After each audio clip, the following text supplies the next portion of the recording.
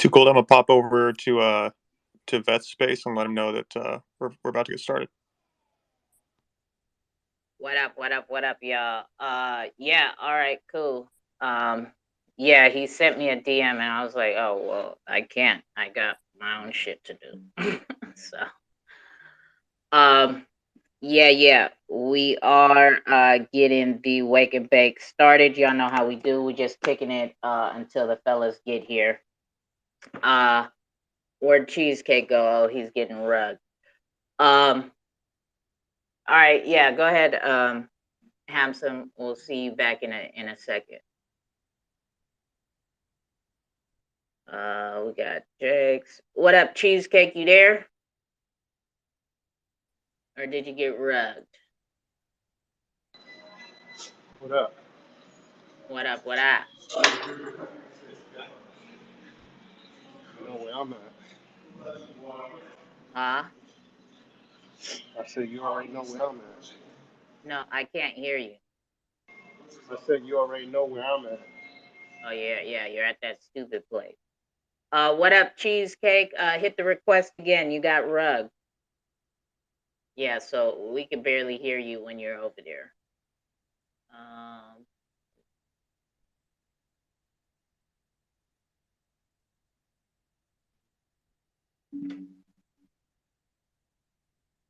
what a hectic ass morning.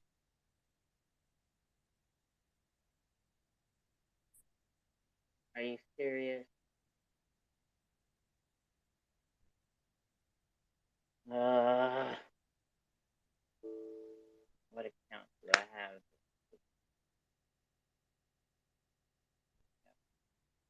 Main account. Man, I've been tired. I slept most of the day yesterday. I was so fucking whooped.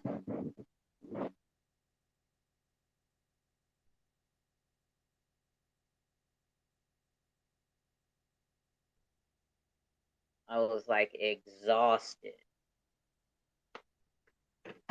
Exhausted.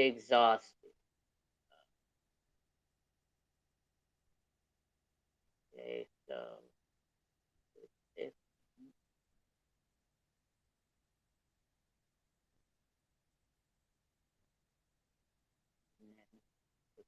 find playlist. Or no. Wake and bake song. Wait. And wait.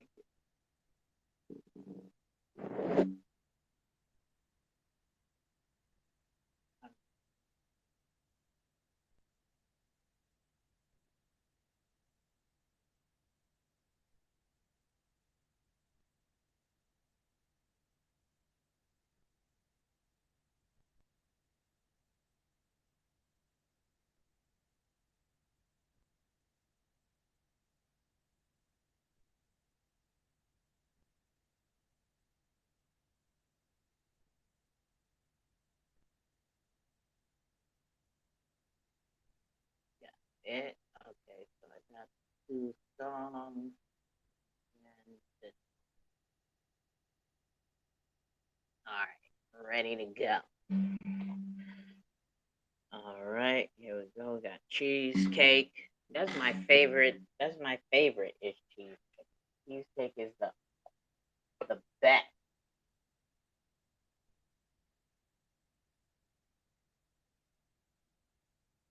Oh yeah, Twitter be doing that. Twitter does be doing that. What's going on? What's going on? How y'all doing today? I'm good. I'm good. Just Yeah. chilling. Did you ever watch that video I sent you? No, not yet. I slept most of the day on Thursday. I woke up, I answered a couple DMs, went back to sleep, like fed my stomach for a second, went back to. I was fucking tired, man. I've been late nights, early mornings, and most of the times not really sleeping, trying to get all this astute scholar stuff together. So it finally caught up to me, and I just like I went nowhere on Twitter yesterday. Really, I made like couple tweets, hopped into a call for a second, fell asleep while I was in there. So, yeah, I was tired. Yeah, well, you gotta get your sleep in sometime, huh? Yep. Eventually, it's gonna catch up, right? Yeah, I will. Well, that video I sent you, that guy used to trade for big firms in Chicago, and but he isn't selling a bunch of bullshit like a lot of those people that are trying to get you to buy a course, to learn how to day trade. Like he really shoots it. Mm-hmm. Um, and everything, it just makes sense when I come across him, because I was looking, I started trade, I was trying to, do some trading, and there was just things that just weren't making sense to me. And like I was trying to find the information, the answers to what I was looking for, and I wasn't able to find anything. Everybody, like people were sitting there talking a lot, but I mean, it was empty. I don't know. But anyways, I've come across this guy, and everything just like started clicking. It just makes sense. But he'll tell you straight out, like if like he tells you, like don't even bother, because most people don't succeed. And anyways, you should just check it out if you really want to. But it reminded me of what the elephant was talking about, how what he looks at the order books when he trades. That's what scalpers do, and so anyways, I would highly recommend looking at it, and I'd really like to. I'm interested in what you think about it once you get into it. But I've been watching his videos. I've watched like, I don't know, 15 hours of videos on that subject for scalping. Yeah, see, that's the thing about trading is, everybody receives the information different, and then you have your different styles of traders, Mm-hmm. right? So it's all about digging around until you can find the person that delivers the content, like you said, that just clicks for you. Because yeah, it may click for you, but it probably won't click for me, Well, I mean, that's right? possible. Because It's very possible. my trading style is probably different. I mean, I may understand it, right? But to me, so it's all on everybody's different style and technique and strategies, right? On how they trade and whatnot. But yeah, I'll definitely check it out. Probably a little bit later on today. After we get done with this wake and bake call, I'll start chilling and catching up on some things, because I'm telling you, yesterday I was just out. I was fucking knocked out. Um. So. Yeah, and that's why, like, I don't try to tell anybody, like, yeah, I'm a terrible trader. I caught quant. I caught that. I caught the last little pump. I caught the pump from 168 all the way up to 230. And guess what? I just fucking sold it right now, and I sold it at a fucking loss, right? Because I've been busy doing all types of other things, and then I get distracted, and then I forget, and I don't set my order. Like, I'm a terrible fucking, that's why I'm not the person to listen to for trading. Like, trading is not my forte. I gotcha. I'm just learning. I wouldn't call myself a trader or anything. I'm just, I haven't, I'm, you know, I'm just trying to learn. But I started Yeah, getting no, into it. and that's what's up. Yeah, that's what's up. Because I mean, once you learn how to trade, it is possible to make large bags, right? It really is. But like, I know me, and I'm if I was to say that I'm trade, I'm an emotional trader. So, and I know that that's not good, right? But I know that that's my weakness. I trade on my emotions, right? And I either I'm attached to the trade after I get in and have that hopium and this and that. That's why I don't like talk. That's why I don't like telling people, like, yeah, I try to trade and this and that. I don't really like talking about how I try to trade because I fucking suck. I fucking I hear suck, you. and I just end up being a long time bag holder. You know what I Right. mean? Well, But this guy, this video that I sent you, that guy, he talks about like how a lot of concepts that I think are really key that a lot of people don't even really realize that those concepts are a thing. And one of them being is understanding your competition. And he explains it a lot like a poker game, because like you're sitting around, you go and you're trading, but you don't know who you're trading against, because anytime you buy, anytime you make a sale, whether you lose or win, there's somebody on the opposite end of that taking the opposite. Like, so if you make a winning trade, there's somebody on the other end making a losing trade, vice versa.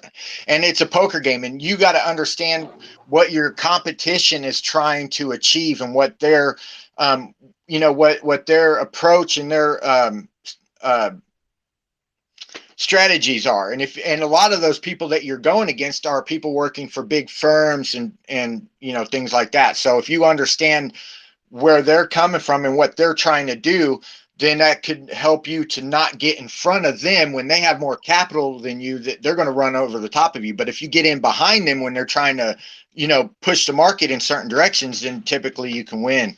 But if you don't understand those things, then you're never going to be able to have profit on long term. But oh yeah, yeah. See, that's like reading, because you got some traders who read the tape, right? yeah, They call it reading the tape and all that shit. I tried that, and like I tried that on the stock market side. Oh my god, my fucking eyes looked like it felt like a cartoon character, right? Like trying to read, like just shit just zipping by hella fast. I was like, I can't do this shit. Like I can't concentrate. Shit is consistently moving like hella fast. So reading the tape, I know isn't for me. well, then that's what that guy does, and that's what he's teaching. So that probably won't be for you then. But it ain't for everybody. Yeah, reading the tape, that's a harder approach, right? Like reading a chart and trying to figure out the patterns on the chart and the indicators and all of that, Right. right? That's a more that's a more my style rather than reading the tape and just like studying the order book. Right.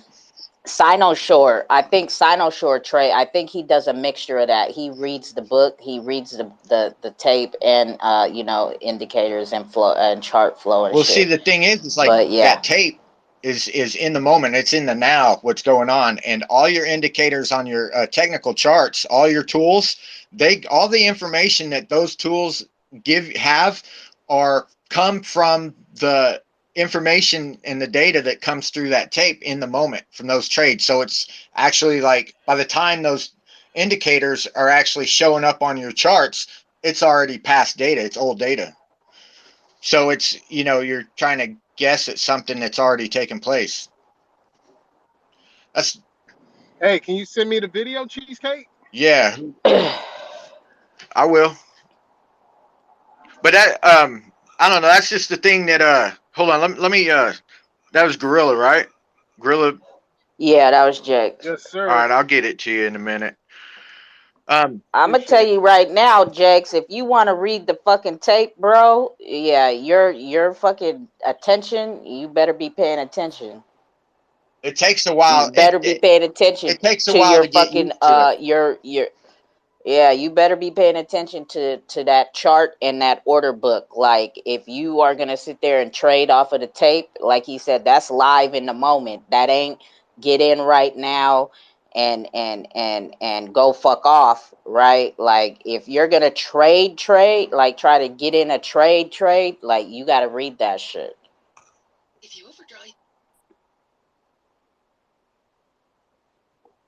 That ain't for me. My eyes was all over the place. The shit was moving so fast. I'm like, this, I don't like that.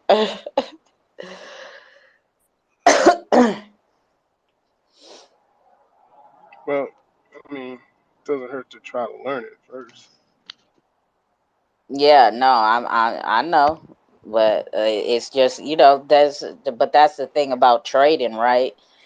like not just investing, but like trading. There's all types of different fucking strategies. Investing is the common sense in trading and investing is get in low, sell high, right?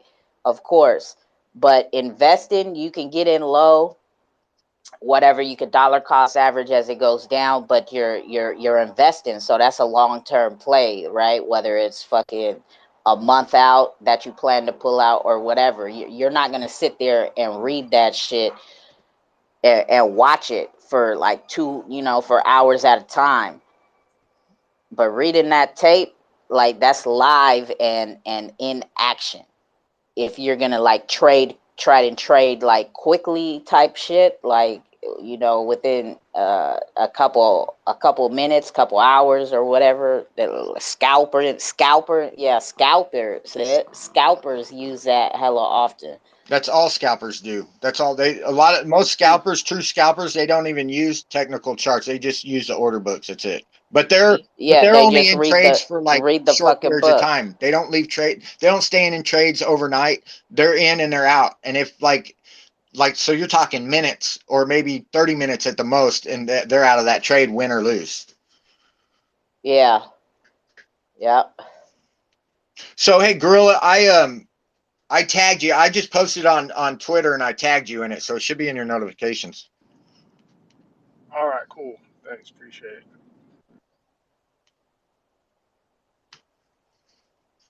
Yep. Kamikaze sent a DM. He said he's going to be pulling up a little late. I haven't heard from Lemmy, so I think he should be here on time. Hopefully. If not, we just keep chit-chatting and shit, right? The topic, though, what did they say the topic was today? What is the starting point topic, right? What is the starting point topic that Kamikaze said we should get into today? I do got the exclusive track of the week already, though. Where the hell is it? Why can't I find it?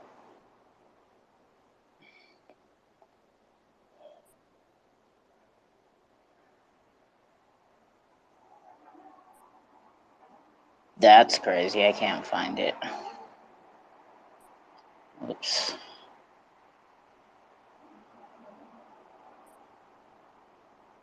Oh, there's Lemmy. Yeah, I think the topic had to do with what do you listen to first, the beat or the lyrics? I think that was where we were headed first. Um, I'm rugging. I don't know if you heard me. no, we didn't hear you. Yeah, I was saying I got you booked next week. Oh yeah. I got that DM. Like I said, I was answering DMs and then I fell asleep, and then so I read it and then I think I fell asleep before I answered it. Copy.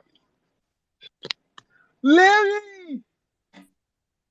Yeah. Whoa, what's up, y'all? What's good? What's going on, my guy? Shit, just checking in It's as a beautiful usual. day in the A. Yeah, it's nice out here, man. How's everything your way, bro? It's cool. All right, for sure. Mm-hmm. What's It's me the time. what y'all got going on? Nothing. We was just talking about like trading strategies for a second. True. What else? Oh! Hey, man, we working, man. It's a lot of birds out here. The birds fly down south, man.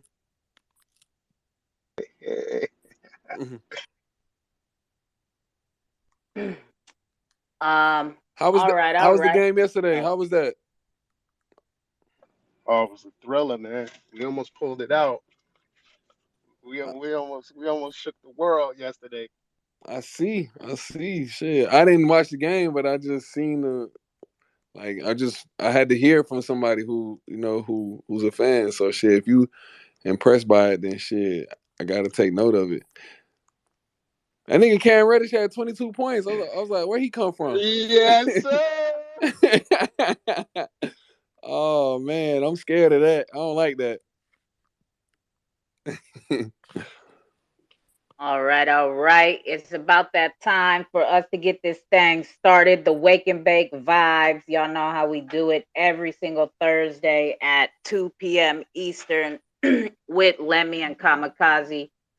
Kamikaze is going to be a little bit late. He's having power issues all the way out there in South Africa, but he will be here. We do got our guy Lemmy in the house already, coming all the way in from the A, right? The ATL. So before we get into the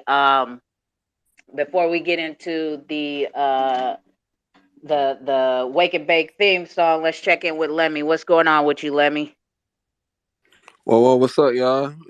Happy to be here. Shit, we let's get it. Another episode.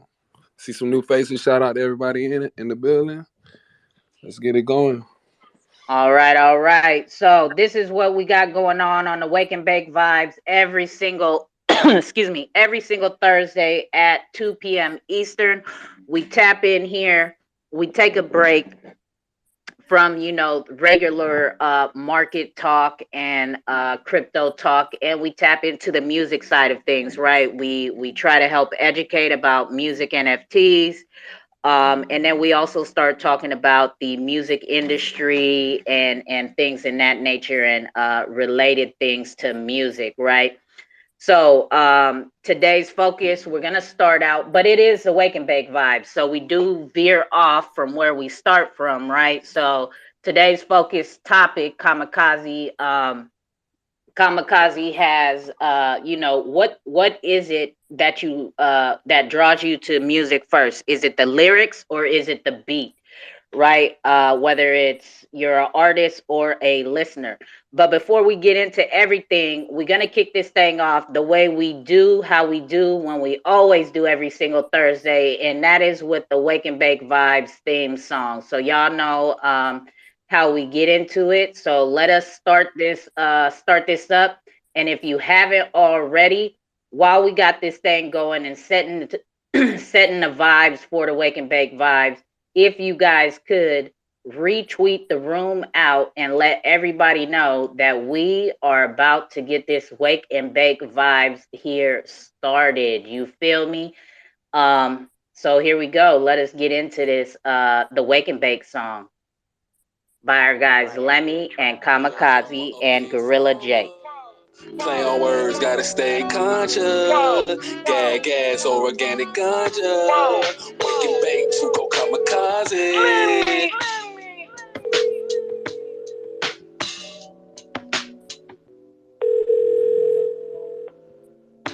What's up?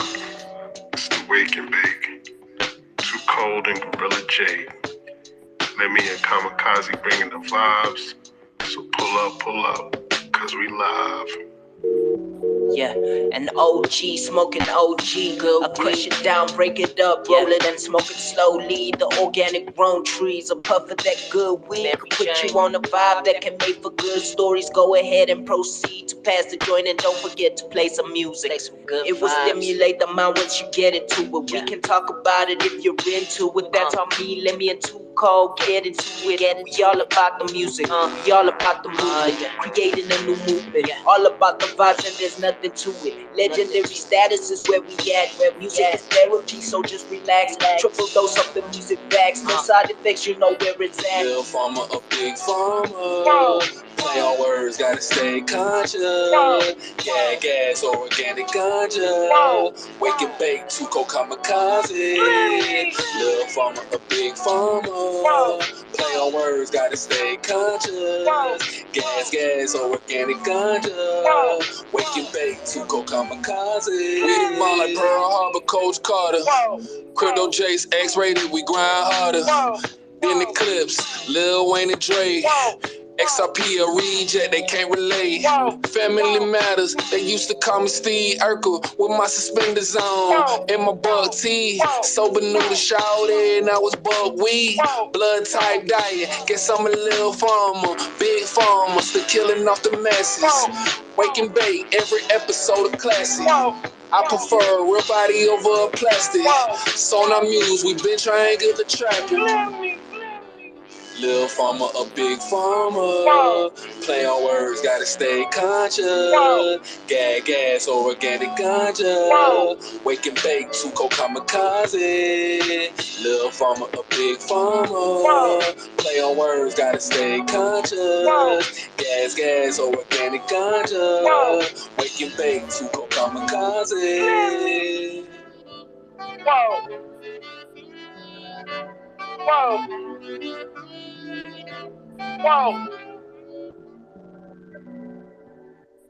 All right. That is how we get this thing started. So let's go on ahead and jump into it. Go ahead, let me take it away. All right, what's good, everybody? We gonna get straight to the topic. Kamikaze brought this to the forefront. This was like right after last week's space, which was great too. What do you listen to first? The beat, the instrumental beat, the instrumental or the lyrics? Does the beat matter or the lyrics? Do you think beat makers will take the lead in Web3? I'll go ahead and kick it off. Like if we wanna I wanna go back to when I was in high school. And I went to high school in Georgia, Clay County, you know what I'm saying? It's right outside Atlanta, it's on the south side. And I had a friend, he said something profound. He was like, man, we was over there talking about lyrics and shit like that to a song, to a particular song. I forget what it was. And one of my homeboys was like, man, we don't even care about what they saying no more. We just listening to the beat. If the beat hard and the chorus is in, then that's all we looking for. You know what I'm saying? And I just laugh because, you know, just being a student of the game, listening to music, we used to listen to lyrics, and we like to listen to lyrics and punchlines and bars and shit like that. It gave me a different perspective. That let me know like the game was changing. So you know what I'm saying? That played a lot into how I feel about music now. I feel like music has had an evolution over the years, and it's led to this thing like with me. Yeah, the beat matters. You know what I'm saying? Like trap music has taken the world by storm. You know, the South is taking the game by storm as of right now. Whereas it used to be New York, it used to be West Coast, and other places within the country. But the beat, if the beat is not hitting, then it doesn't really grasp the listener. And then it's not what you're saying, it's how you're saying it right now. You know what I'm saying? Like how you like your dialect, how your words is coming off. You know what I'm saying? Nobody's really caring about punchlines and things like that. It's like how you're saying it. And as far as like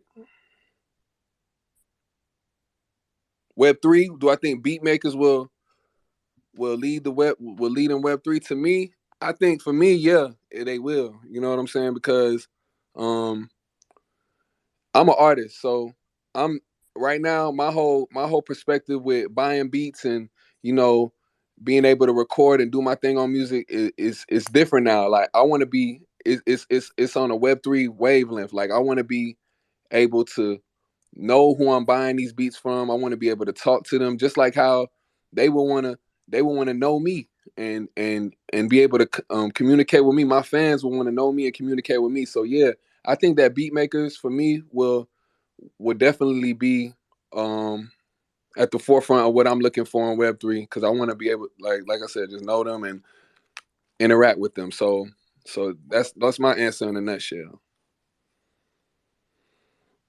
All right. We got Hamsum, who I know is an artist as well. So Hamsum, if you can, go ahead and jump in there. What is it that gets you first? Is it the beat or the lyrics? And then the rest of the question of what Lemmy was talking about. Do you think beat makers are gonna take the forefront here in Web3? Thanks for the question. Yeah, and hello to Cold. Hey, Lemmy. Hey, Room. So yeah, I think the first part of that question, for me, I mean, the beat's usually what comes on first, right? And that might catch my attention, but nothing holds my attention like the lyrics, right? And kind of coming back to touching on what Lemmy was saying, I recall this moment. I think I was like 18 when I heard Lil Wayne for the first time. Lollipop came on the radio, and I never listened to Lil Wayne before that. Haven't listened to him much since, but there's certain things he does with wordplay that really made me appreciate, like, oh, okay, I get why this guy's famous, right? Because he actually has some serious wordplay elements, and it was interesting for me to listen to. Um, but where we are today, there seems to be this divergence between what might now be considered underground or backpack, where it's artists that actually have a message, right? They have something to say, while what is being pushed is it's not meant to elevate like original hip hop was. It's not meant to build a community like the original hip hop was, right? It's kind of just meant to feel yourself to, right? And I don't really appreciate that approach. And don't get me wrong, like I enjoy dancing to a good song as much as anybody. But if the lyrics aren't there, I'm like, or if it's talking about something that I disagree with, like on an intellectual level, I'm skip. I mean, I do the same thing with shows I watch that like have some kind of weirdo message inside of it. Like I'll skip it. You know. So regarding the second question of uh, of do I think that beat makers will be on the forefront in Web3? I think that producers, just like gamers, have an opportunity to get themselves out there to a new and wider audience within Web3. I think that there's opportunities for them to take control of the licensing uh, options for their music. We've talked about before on this space the potential for smart contracts to be associated with contractual obligations for like lease agreements for beats, right, and producers, and how that might be able to evolve within the Web3 space. But you know what what I'm seeing as far as market sentiment goes is that it seems to me that unless a song is particularly relevant to some sort of Web3 project or influence, that the people that are within Web3 may not necessarily be interested in seeking out a different style or form or artist, right, of music. It seems like as we get older, we kind of start to rely uh, more towards the things that we know already, right? So maybe that's like favorite songs from high school or college or what have you, and maybe not everybody, right? But as a general rule, there's that, like, there's a reason that there's a an oldie station and a classic rock station, those things, right? Because those are the songs that people relate to and like the most. And that like with all the additional responsibilities that come from like being an adult, right? That sort of seeking for new music sometimes can fall by the wayside, right? So that being said, I think that artists that are musicians, nowadays really have to kind of be full scope in regards to being able to meet the market where they are, right? So this market is very heavily visually inclined and influenced, right? Whether it's YouTube or Twitch or whatever, it seems that that's what drives the most traffic, and so. Any musician moving forward either would need to be full scope in creating some kind of visual content to associate with their music in order to get the largest reach, right? And or to collaborate and partner with others in the community, right? Like I mean, like Lemmy does, partnering with projects that already exist, and that seems to be bringing him a lot of success. But also, like the Combat Kanga thing, right? You've partnered with a video game now, right? And so it's in Web3, it really seems to be the focus is on community, right? Like not what are you doing, but what are we doing? Because if you don't have community, you don't have an audience, right? You don't have demand. So for for success, because music is, I mean, not to say it's not, you know, a large component of the input that we receive, but that's not necessarily maybe how do I describe what I'm trying to think, what I'm trying to say. Um, Music by itself maybe isn't the best avenue for musicians to be able to get themselves out there, right? So getting ourselves into community, um, to, I guess, create and foster an environment where our music is associated with something else that's desirable might be the best approach, in at least initially in the Web3 space until Web3 music has wider adoption, right? So, like long term, yes, like producers have all kinds of opportunity to blow up in a new way on Web3. But short term, it's going to take some building to get there. And I think that as a community, right, we can build together, to kind of bring some awareness to the fact that like there is music in Web3 and it's good music. It's not trash. You know, like you could buy a beat with some cryptocurrency, like um, kind of get that vibe out there, right? Because NFTs are so new as it is. You know, so got to gotta get started somewhere. I think I have a meeting actually. I'm late for. I gotta go back on mute. Nah, appreciate your outlook, Hamza, on the situation. Just to add what he was saying, um, uh, uh, and like I've been in and out of just my approach with music right now, and how I'm gonna and what I'm gonna listen to, how I'm gonna listen to it. One thing he said, like, you know, just being a musician, you know, you gotta, if you're gonna listen to some music, you still gotta listen to your shit, and you still gotta like factor your music in, factor in yourself as an artist and how you gonna go about, you know, your everyday approach. And a album came out this week with Lil Baby. He's from Atlanta, and a lot of people have been telling me to listen to it. They've been trying to draw comparisons and things of that sort. And you know, I wasn't even gonna listen to it. I think it came out last week. I wasn't even gonna listen to it, but then my friend sent it to me, and I was just like, all right, I value this dude's opinion. We can sit down and have a discourse about music and talk about music.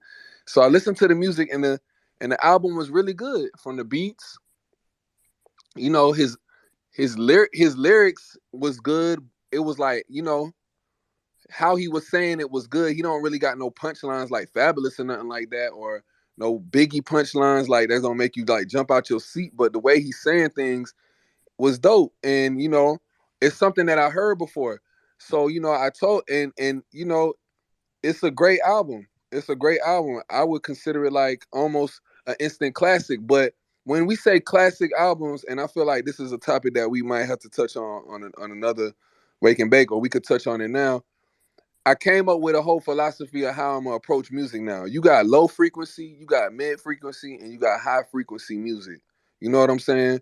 And Lil Baby is somebody who I would consider a mid frequency type rapper. When you got a low frequency type artist, that's like ass shaking, straight drugs and lean, straight killing, and you know, certain types of music. And don't get me wrong, some of that stuff be hard. Some of it be hard, but it's low frequency. So it's like dangerous. It's like you in the danger zone when you listening to that music, because you can become influenced by that music. Or if you're strong enough to discern, like, all right, this is not right. I'm just listening to it because I can nod my head. I can enjoy it, but I know that, hey, this is not a life that I'm trying to live. I'm not about to rob nobody. I'm not influenced to kill anybody. I don't want to hit any women. You know what I'm saying? Like, I'm leaving this music where it is when I'm done listening to it. Mid frequency is some music where in Little Baby, where I can relate. I heard this before. I've seen this before. This might be a life that I used to live, or I might have been around. But you know, I'm leaving this where it is too. If the beats is hot, you know, these folks is going to jail off of this music. But hey, I know my place in life, you know, and you know, mid frequency music can be hot too, and it can be trash. But you know, this is just where I'm coming with it. And then you got high frequency music. I consider myself a high frequency rapper. I'm enlightening people about. I'm just gonna give myself my flowers on the high frequency when I'm using the example. I'm I'm here with Too Cold. We talking about crypto. We enlightening the masses about how you can change your life with crypto.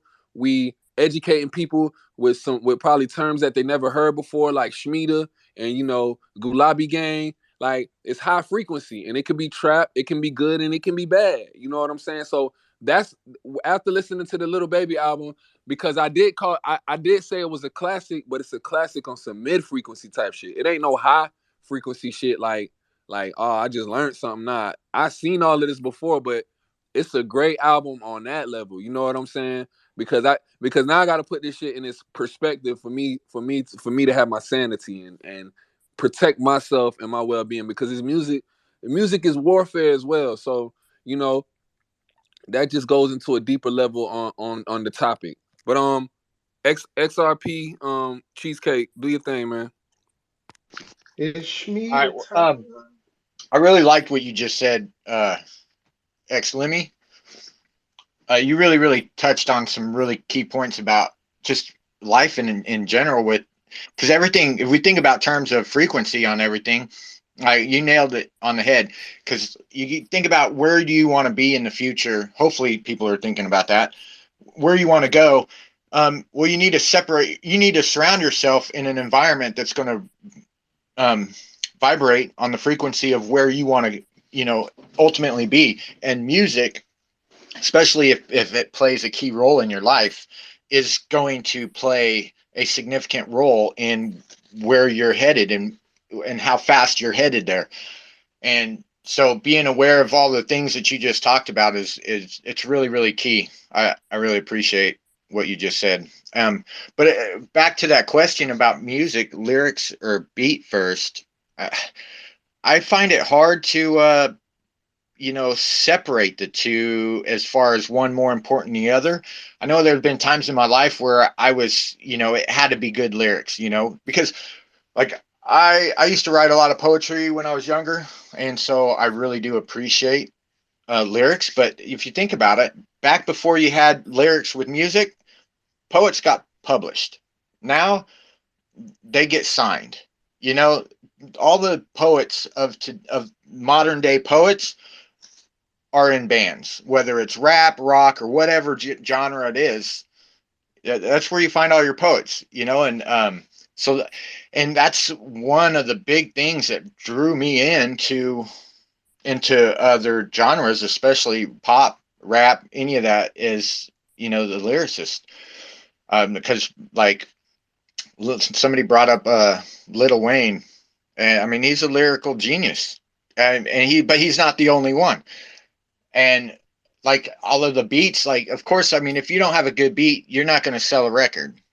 And you might sell a record even if you don't, but if you don't have flow, like you might sell a few to the people that don't care about lyrics. But even if your lyrics are garbage, you still have to have good flow for it to sound good. And I mean, that takes talent. So it's really hard for me to differentiate the two from being like one more important than the other. All right, all right. That's really all I got. Thanks for letting me talk. Yep, for sure, For sure, Cheesecake. man. Appreciate that. All right, Appreciate so that. we got Beat Your Beat up here. Go ahead, Beat Your Beat. You want to jump in there? Yeah, you guys pretty much covered what I was gonna say. I was gonna say pretty much the beat affects our soul and then our body, right? We start moving and dancing, and then the lyrics, they affect our mind, right? Make us think. So when it comes to the music, you can have a different beat with different lyrics and it sound totally different. Think of like dancehall music. They'll have the same rhythm with all these different dancehall artists on it, but there's always one artist that will put the hardest lyrics on there and just make that rhythm sound the most amazing. So, I mean, when you have great lyrics, a great beat together, it really does affect the overall sound of the music. It can make the beat sound completely different and move people in a different way, right? So they kind of do work, one and one together, right? But yeah, the beat does kind of come first if you really do think about it, because without the beat, the artist isn't going to come up with those dope lyrics, but it is both of them together that ultimately form an amazing song, right? And like I said, if you look at dancehall, you can have 10 artists on the same rhythm, but one of those artists is going to take that rhythm and it's going to be the best out of all of them and completely change how that song sounds, right? Yes, Yeah, big up yourself. yeah. For me, Beat for your beat. Where me, you from? My bad. Too cold. Beat your beat. Where you from? I live in Canada, but my dad's family's from Antigua, so West Indies. Got you. All right, for sure. I'll get it now. Big up yourself.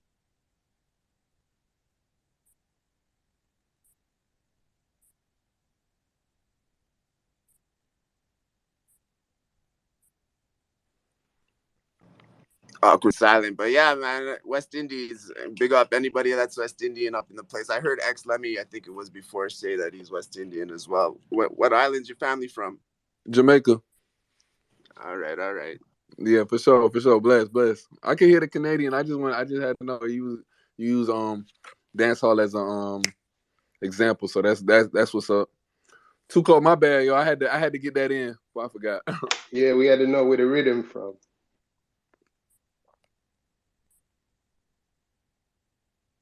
no, it's all good. Y'all go ahead. Doing stuff on the computer. Go ahead. All right. What's your speaking of rhythm? Shit. Since you had rhythms in mind, what rhythm you had in mind? Like, when rhythms come to mind? What's your favorite rhythm?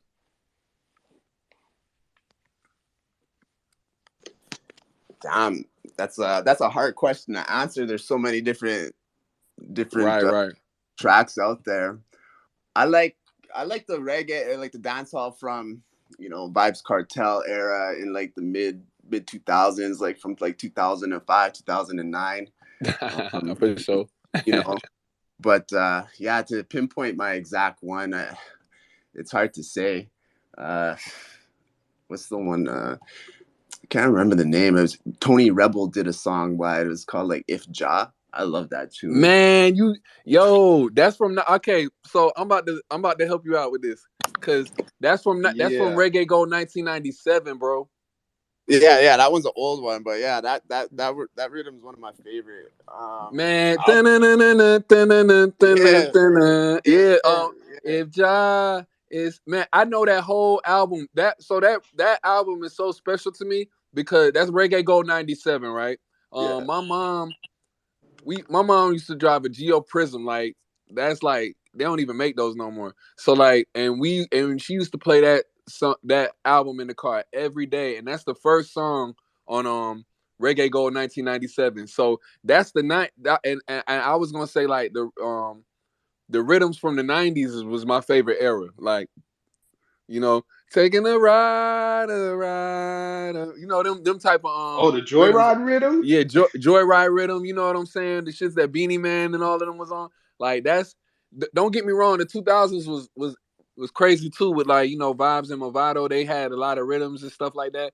But it was kind of centered on, they was bringing in that gun culture heavy, you know what I'm saying? It was, when you look back at that, it was like, it was crazy warfare, but it was crazy though. It was still hot. But the 90s was lit. The 90s was lit for that stuff, man. For real. Yeah, like Shiloh and all those guys. Yeah, man, Reggae Gold 97, man. I'm finna go look it up now. Enjoy it, man. You're gonna have a good day, relaxing day. For sure. I'm glad you said that song. By the way, Tukola, I just wanted to chime quick in on because that's a great question actually that you are putting out there with what is the best with lyrics or the beats in the song, because in my culture in Norway we listen a lot to Norwegian black metal, as I say over and over again. And the thing with that music is that you don't really hear what they sing, so you can have a lot of favorite songs that you never have been listening to or watching the lyrics, and when you finally find the lyrics and listen to the song over again while you're watching the lyrics, you get a total different perspective of the song again, because then you can finally know what the song is all about. So that's also a cool thing about black metal. Yeah.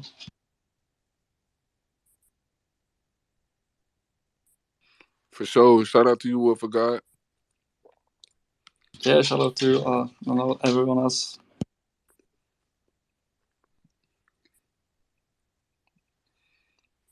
Jakes, you ain't say nothing About what? about the topic. Oh, my bad. Um, nah, everybody. I mean, everybody pretty much nailed it, man. Like the, it's some songs the beat hits you first. Some songs the lyrics grab you.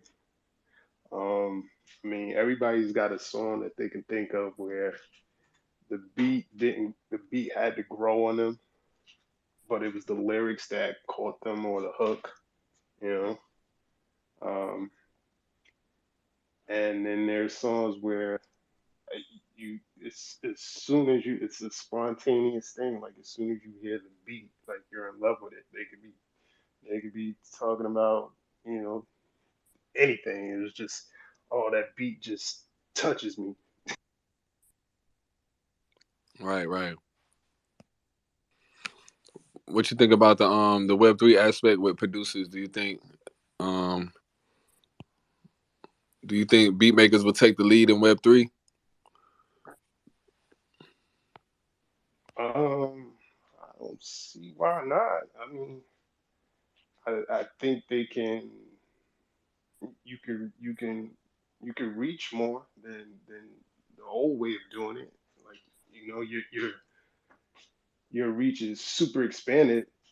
You know, you can be a beat maker, and you know you can't really move your beats locally, but you know somebody on the other side of the globe is like loves your shit. You know. Facts. Appreciate that. What about you, Wolf of God? You think that beat makers can take over the Web3 space? Yeah, for sure. I think they are in the forefront of the digital transformation, as you guys are here and things like that. So I think it will be huge now and soon. And we have the XLS20 up and running also now, Lemmy. So that's nice, good news. So in 2 weeks, maybe we have it up and running in the space. So that will be nice to see if it will be passed. It will be amazing. For sure. Yeah, I think because I've been on Audius and I was able to see. I even met some producers on Audius, so if I was able to do that, I can only I'm waiting to see what was really good with the what's that the with Sonar Muse and how and who they attract as far as beat making wise, because I'm ready to switch up the sound and just see what we got going on So, for real. so how's that gonna work? Like, is it gonna just be for producers? Is it just gonna be like a sample on the platform, and then you know? That's a good question. I think so. The way I see it, people could people could post their beats like people post their beats on SoundCloud. They post their beats on somewhere like Audius, and Right. So I, what's gonna be the difference? what's gonna be the difference? I'm gonna go on there. I'm gonna listen to it. I'm gonna ask them, can I buy it? It's. I think it makes it more intimate because being that we all independent. You know what I'm saying? And we got a similar mindset because if you on Sonar Muse, then that means shit. You basically you know about XRP, you know about blockchain. You know business can be done. Business can be done like we could possibly use XRP to make our transaction and shit. I'll buy the beat. You know what I'm saying? So like that's what. But even from a Web3 aspect, if I'm going on their page and I'm listening to their music, they getting paid for it regardless. So they still getting credit for for having their stuff up there anyway, even if I don't like it. So it's still beneficial to them. Right. Okay. I got that. I got that. For sure. By the way, let me. What is the audience you are talking about? Is that some thing with crypto to do? I've never heard about it before. Shit, Audius was the first music streaming platform like on the blockchain that I heard about.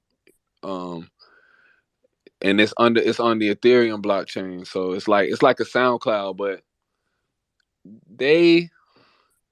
I don't know. It's Sonar Music is a bit different because it's a lot different. It's like anybody can go on there, anybody can make an account. Now they have a reward system if you have enough coins, if you have enough Ethereum or enough Audius, they have their own coin called Audius. If you have enough Audius, then you get certain perks, like you may get to put your NFT collection up. You I forget.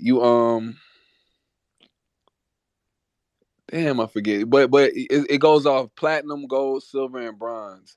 And I haven't been on there so long, but if you if you have enough of their token, the Audius token, then you get certain privileges. But I haven't ever since I heard about Sonar Muse, I ain't really been on it. I got music up there though, huh? No, I think I have heard about it, but it's a long time ago now. So, but you're working more on Sonar Muse, nice. Yeah, I got music on Audius too. But it's like, and it's not even when I heard about Sonar Muse. It's just being that it's on Ethereum too, like and you gotta have your NFTs, and I'm not really a fan of NFTs on Ethereum either because of the gas fees. So I was kind of turned off by that. You know what I'm saying? So. But how does it work when you have it on the Ethereum on Audius? If you can you like stream? Can you stream the song, or can you only buy the songs, or is it possible to stream?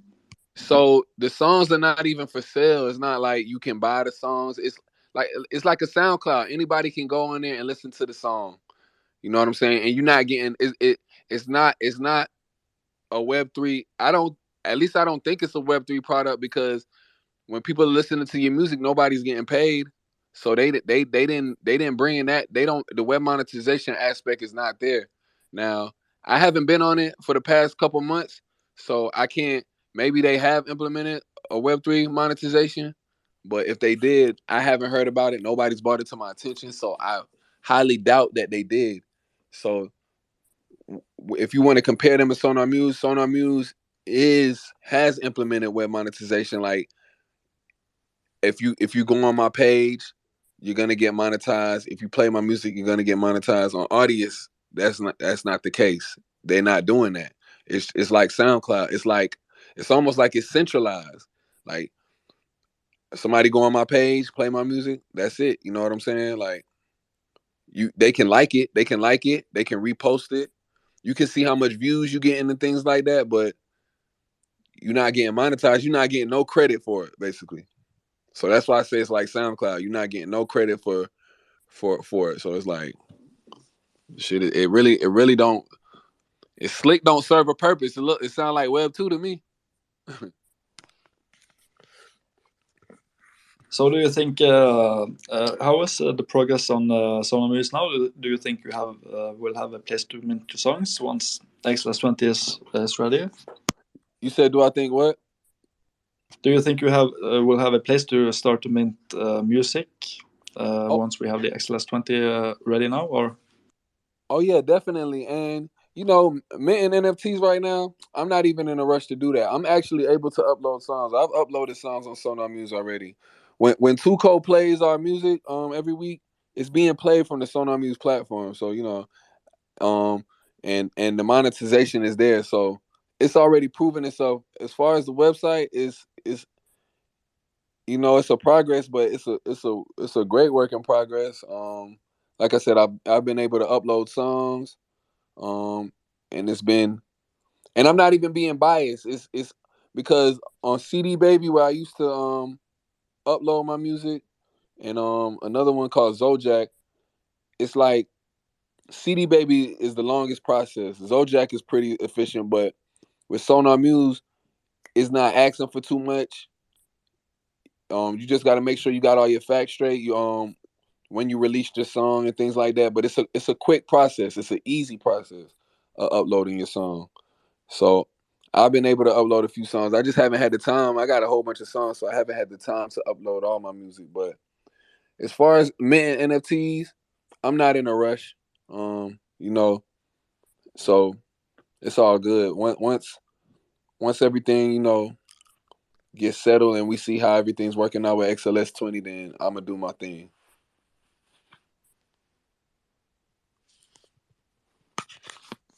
Sweet, can't wait. But by the way, I have been playing around with the what does it call again? The 8-bit Painter app. And if I try to save pictures in 126, I have this like a white border at the bottom and the right corner. Is it something you have to? Do you have the same problem, or is it like you have to pay for the app to prevent it, or something like that? Oh, you got like a watermark or something? No, it's like the pixels at the bottom, the first pixel column at the bottom, and the you have to right take a is fully screenshot white. and send it to me. You have to take a screenshot and send it to me. Yeah, for sure. I will do it after. Cool. All right, cool. Anybody else want to speak on the topic for today? What too cold at? If not, we're gonna go back to talking about Tony Rebel. Tony? I'm here. No, we're not talking sport. Tony Rebel ain't sports. By the way, Tukol, what is your Fine. favorite sport? If you hate sport, but what is your favorite sport? If you have to We're pick not. one. I just said we're not talking about sport. So why are we gonna get into sport? Well, for me, as far as music, the lyrics versus the beat, for me, okay, the beat will catch my ear, but before I fall in love with a beat, I'm for the lyrics first, because I want to make sure what I'm listening to has some substance and some meaning behind it, or something inspirational, motivational, something I can relate to, or something like that. Inspiring, or something in that nature. But then for me it comes the beat, right? And but if I hear it for the first time and it's the beat plus the lyrics all at once after like the first or second time of hearing it, then for me that's the it factor, right? Like it knocked it out the park for me. That them lyrics over that beat, the way it flowed, it was just dope. But I to me a beat really don't, it only matters for a beat if I just if I don't give a fuck about what's in the lyrics. Then yeah, okay, the beat and the hook, right? If I just want to get hype or vibe real quick and not really tap into the music, then it'll be about the beat. But other than that, I really try to make sure that everything I listen to has some substance within it. Can you define substance, Tukol? What? I mean, what do you mean substance? Like music that has meaning, like depth, like not no bullshit, like not no fucking in the club, I'm making it rain, I'm popping bottles. I don't give a fuck about that shit. Substance, depth. Yeah, of course. Thanks, Tukol, for clearing that up.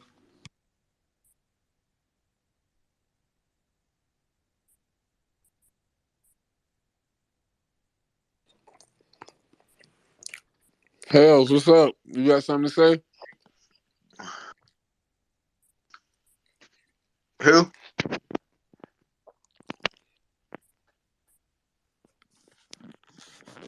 It's I me think Hales is time. probably at work. Mm-hmm. Shmita boy. got to get you on that Shmita, man. All your Shmita friends is up there in New York, bro. Mm-hmm. We got to get you on it. Oh, sorry, I'm just Speaking of Shmida, isn't that something that is every Saturday or something like that? Is the sorry health?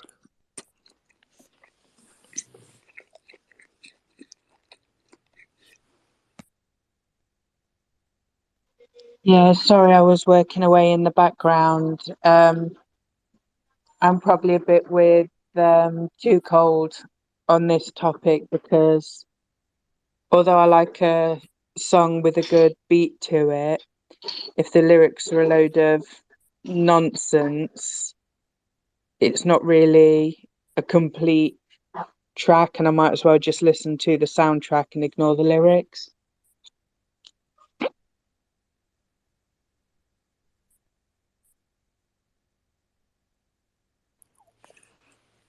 Okay, cool. We got some Lyrics First people in here. OC, what do you got?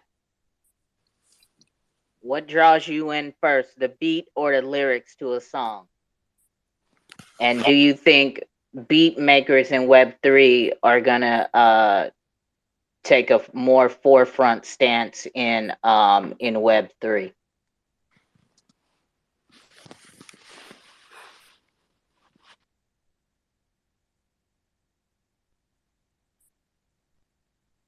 Shit, let X-Rated answer it. He probably didn't hear the whole question. Run it back for him. X-Rated, what's good, bro?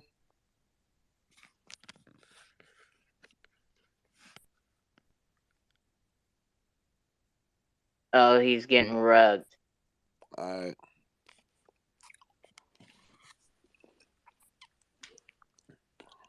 OC says it's the beat. He's in the comments, in the Twitter comments. For sure. He says it's the beat first that draws him. So what? So Too Cold and Hells.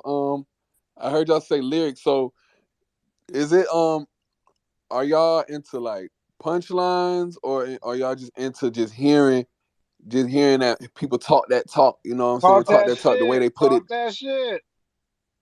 Nah, I'm into wordplay and metaphors, like the way Nas lays shit out. I like the way Russ uses metaphors as well. The way you play with metaphors, like I like that wordplay and you know, it's like ooh, like you know what I'm saying. Do you like flows too? Flows Wayne with does that the too. substance. Who? Oh.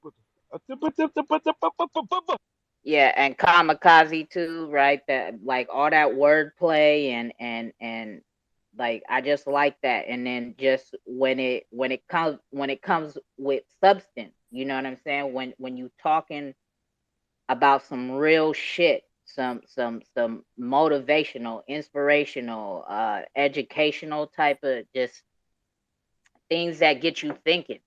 Like I like that wordplay on shit like that. For sure. She talking about grown up Lyrical shit. poetry. What you say, Have? Lyrical poetry. There you go. But what about when I want to shake my ass? Then you just you Then you can do that. we already know what type of music you like listening to. So They they the question Nah, is I feel you too, Cole, because Biggie helped taught me how to lay my game down quite flat.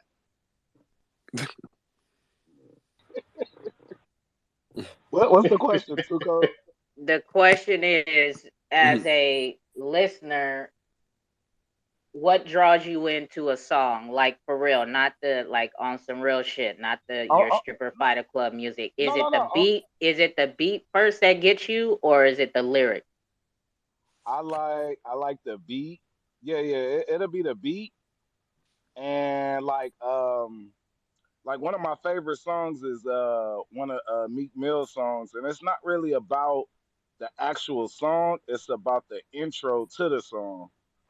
I Oh can't remember yeah, what the fuck the song is. um, Dreams and Nightmares. Yes. It's the intro. It's the lead up to the beat, And then like for me, like on some West Coast shit, on some Too Short type shit. Like I like for a motherfucker just to ride the beat. Like you ain't gotta be the most lyrical person to ride the beat. Of course, that's nice if you got that. But if you could at least just ride the beat and it be like some catchy shit, I'm cool with that too.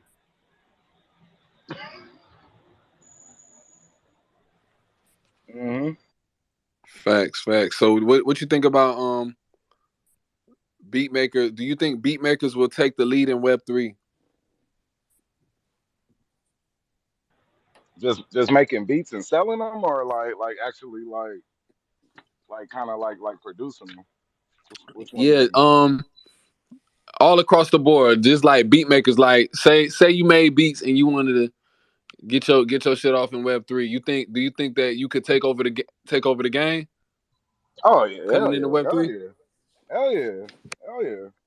Everybody unless you about to be speaking some spoken word type shit. You need a beat, and then especially if you got people across the world that have like a services of beats, and you could license them, or they could be like an NFT or some shit like that. All right, cool. Yeah, I think so too. I think that so I was sharing a perspective because you like niggas. People have been telling me to listen to the Lil Baby album like since last week and shit like that. But I took a minute to go listen to it, and I heard it this week, and I thought that it was a really good album. All across the board, it was good. You know what I'm saying? But I had to come up with a new philosophy with how I'm gonna break down the music, because you got low frequency music, the shit that you like, where women shaking their ass, niggas selling drugs, shit like that, killing, murdering, and shit like that. And you got hard music like that. Don't get me wrong. Some of them songs is hard. Some of it's trash. You know what I'm saying? But it's a low frequency of music. Then you got that mid shit where where you probably Like a Drake or something. yeah. So yeah, and Lil Baby fall into that category. Like we probably living that life. We live that life, but we striving for more type shit. We can relate to it. You know what I'm saying? And we heard it before. We heard the beats before. We heard the lyrics before. It's still hard, but it's mid. You dig what I'm saying? And then we got the high level shit, the high frequency shit, like a Lupe Fiasco. Like the highest frequency mainstream rapper at this current moment in the game, shit, probably in the history of the rap game. And y'all might slander me for this. It's Kanye, because Kanye is doing some shit that we honestly ain't seen before, Ooh, especially in let's the interviews. go. Especially in the interviews. Like he's going in right now on some high level mainstream shit. You dig what I'm saying? From the mainstream aspect, I will put myself in as a high frequency artist as well. So you know what I'm saying? So So, but and to piggyback on you, Kanye is not the most lyrical type of motherfucker, but the shit that he's saying is controversial, and like especially the shit that he said on Drink Champs, that was some shit that a lot of motherfuckers wouldn't say. That was some crazy shit right there. That was some deep shit. none of them gonna say it, bro. Like he was the first. He's the first in rap history to do it. Not even Tupac said some of the things that he would say. You know what I'm saying? Tupac has been the most controversial for years. Nipsey, I think Nipsey, if he was still alive, he probably would. This is probably what he would have been getting into right now. Probably what I would give him benefit of the doubt of doing that. I, yeah, I think Nipsey was transitioning from low vibration music because he got some low vibrational ass music, especially his old shit. Nah, yeah. But he went from low to mid, and then he was on that getting the high. He was. And the Cause you shit he got was doing outside of it. So it's important, like, to have you got the artist and then you got the person. Like Nipsey Hussle as a person was already doing he was doing some high frequency shit. You know what I'm saying? Like the shit that Too Cold was showing me with him already having NFTs on that, being in the crypto. He was a high frequency person, but he wasn't saying that shit in his music though. So that shit just kept it at a mid. That shit was just mid for me. You know what I'm saying? Like the check me out, the the weather and shit like that. That Crenshaw album, you know, that was mid. It wasn't low, but when he first came out, he was low. It was low. But But you know what though? He had to gain your attention with that low shit. Cause if he would have came out on some egghead rap and he wasn't from rolling 60s and he wasn't claiming that shit and banging on motherfuckers the way he was, that shit would have just flew over our heads. But he would dumb it down. Like when he would make music with YG, you could tell he would like almost be like, let me dumb it down because I know YG's stupid, so you're not gonna get.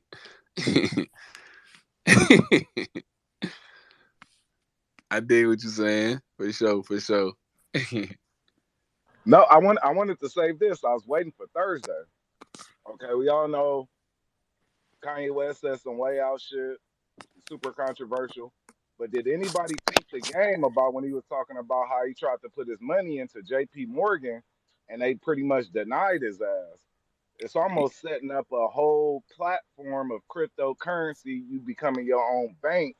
You got a bunch of fucking money and banks don't want to fuck with you, then you gonna have no choice but either put your money in gold or put your money in crypto. Let's go.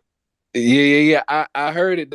So I only got to hear the first hour of the interview. I gotta watch the last two, but I did see that. Mm-hmm. So yeah. It's up, man. He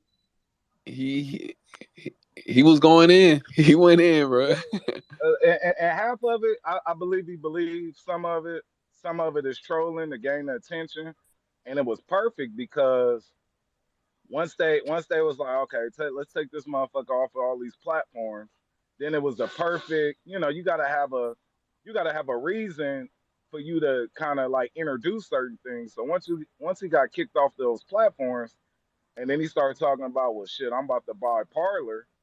That's like it's like a lot of that shit be he know what he be doing. He be doing that shit on purpose. Plus his bread is up right now, so he kind of don't give a fuck. That's why a lot of motherfuckers can't say the shit he say anyways because they bread ain't up. So you got to be Right. like Noriega and backtrack and say, oh man, I should have checked him. It's like Nori, shut the fuck up with your playing the both sides ass. Like get the fuck out of here. I should have checked him. Like shut the fuck up. You can tell you broke.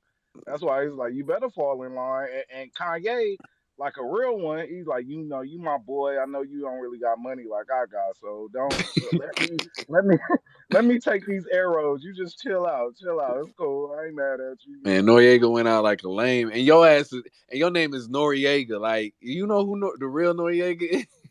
Man, like, that's why I was like, oh, man. come on, Like son. I liken it to like if I said some way out shit and me and Two Cold is in the space call and we giggling and shit, and then shit hit the fan, and then Two Cold like, no, you know what? When I was in that call, I was laughing a little bit, but really I was so drunk and high, I forgot to tell him like, no, I don't agree with that. All Noriega had to, all Noriega had to say was, you know what? That's my brother. We friends. I just gave him a platform. He's his own man. He said I might not agree with that, but he did what he did. All of that, I should have checked him, and he was dead wrong. And it's like, bro, it ain't that much liquor and weed in the world for you to flip flop that hard. I'm like, you old flip flopping fat motherfucker. That nigga's a super lame, bro. Like I've been knew it, but it was only a matter of time. It was only a matter of time, and here it is. Mm-hmm. Shit, That clout chasing to kill you. He I'm was like, telling ooh, you. I'm about to be on. Like, all And really, I don't even fuck with Nori for how he did Lamar Odom, man. You know, y'all supposed to be from the same hood and all of that, and he bought Lamar Odom. I don't know if you haven't seen that episode, go see it, man. He was the reason Lamar Odom relapsed on live TV. You heard about that shit, right? nah, I Yeah, ain't I hear about saw that. it. Yeah, when I seen that shit, I was like, nah, this nigga. But I always knew he was a lame. But when I seen that shit, I was like, wow, he Yeah, he really, Oh, brought he he brought really up. played my boy. He really played Yeah, my boy. yeah, he was bringing what he up all the stuff that messed him up. And had what him drinking and smoking, relapsing on TV, bro. Like this shit was sad. Like as a black, like as a like, like just as Aboriginal man, black person, like you seeing somebody, he like take another shot. Let's take another shot to that. Like Noriega's like he's your typical puppet, bro. Like it's sad. It's sad to see. I don't even watch Drink Champs like that, but I heard about this show because Choke No Joke brought it up too. You know, they was on his ass about it. Like, and he still does that to this day. That Lamar Odom shit was like 2 years ago. Oh yeah, I need to check that out. They had Shaq on there. That motherfucker was drinking water and he was punking motherfuckers. He threw Noriega a fucking cigarette in a cup of water. Like, no, we not gonna do this today. Like, you got at the same time, Lamar got to be his own man, but at the same time, y'all supposed to be brothers. Y'all both supposed to be from Queens type shit. It's like, And and you're right. You absolutely correct. Lamar Odom's supposed to be his own man, but you know, and he was trying to be, but you know, just they was in the conversation. That man, Lamar Odom, been through a lot, bro. Like it's almost like he mental. You know what I'm saying? Like it's almost like he ain't all the way there. So it's like you it's easy. He naive, and Nori knew that, and he bought him into and he got him in a tight spot. yeah, That's how I see it. but yeah, Nori been like that, like playing both sides of the fence, fucking giggling with you on the phone, then he get off the phone and then call the person you into it with, tell him what y'all was talking about type shit, then say I just want all us to be friends, and you know, like Nori been like a snake motherfucker like that. Facts. Yeah, man. I By gotta the finish. way, I got. Wait. So sorry. No. Now go ahead, Wolfgang. You got it. No, I was just wanting to say. By the way, Lemmy, why haven't you issued your own Lemmy coin yet? Are you planning to make some coins or something? I got one on the low. You know, just stay tuned. Stay tuned. We're gonna see what we're gonna do with it. Sweet, yeah, because there's a lot of cool things you can do with these coins. So I'm thinking about issuing a wolf coin or something like that myself. So For sure. Shit, yeah. Stay tuned. I got you posted, man. We ain't in no rush. We just, you know, we still phasing out this whole crypto shit. We still filling it out, so it ain't no rush. for sure. Mm-hmm. What up, Jay? That's my boy down there with the eyeball looking through the hole and shit, looking through the glory hole. You hella stupid. All right then. Sounds like we slowing up. So, and it looks like Kamikaze is having hella trouble with his internet connection right now.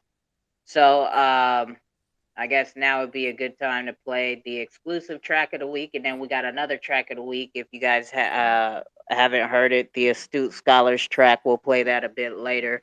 But go ahead, Lemmy. You want to set up the exclusive of the week? Yeah, for sure.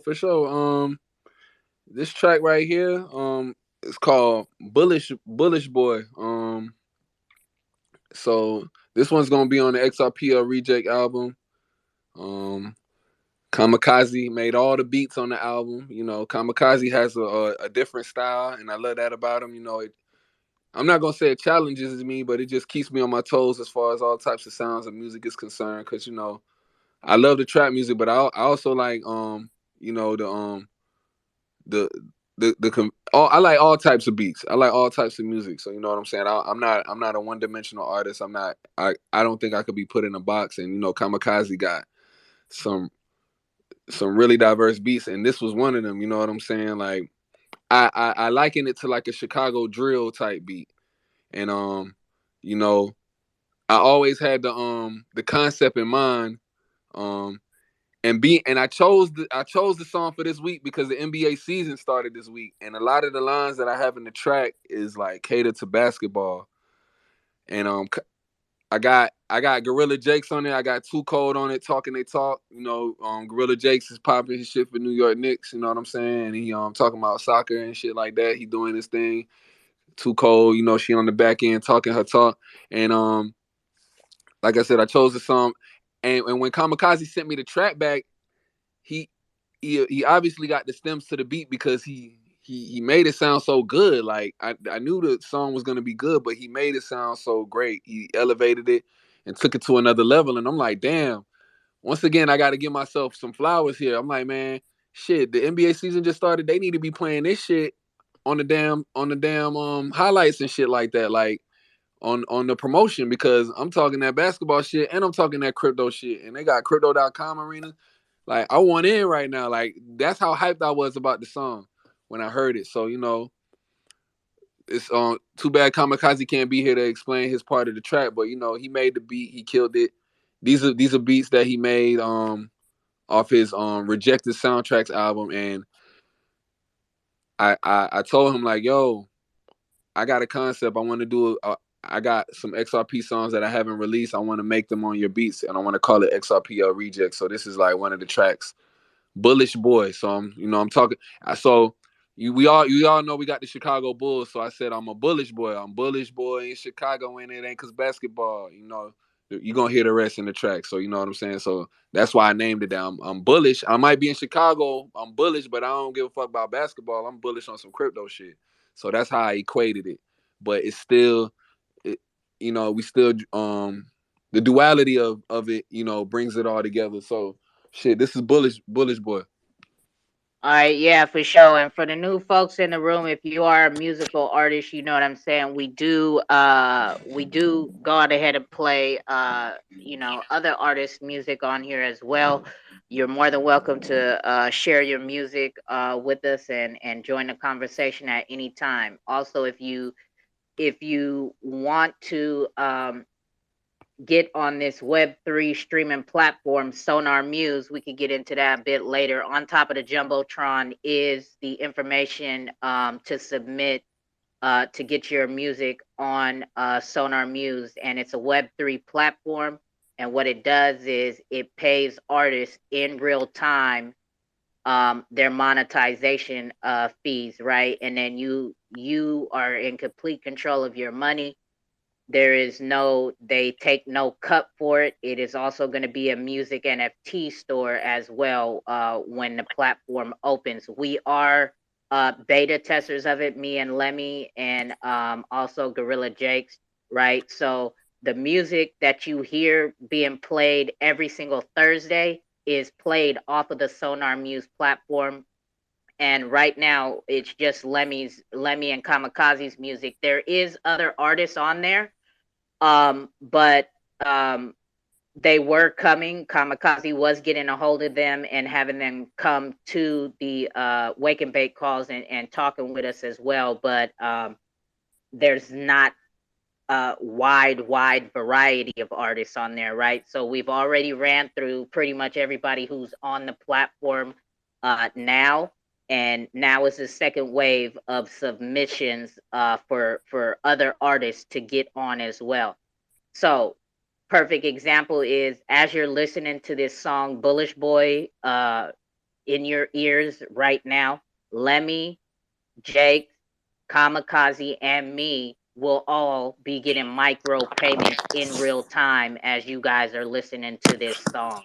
So if you guys aren't artists, but you know artists personally, you should go on ahead and try to pass that info along to them. So here we go with Bullish Boy.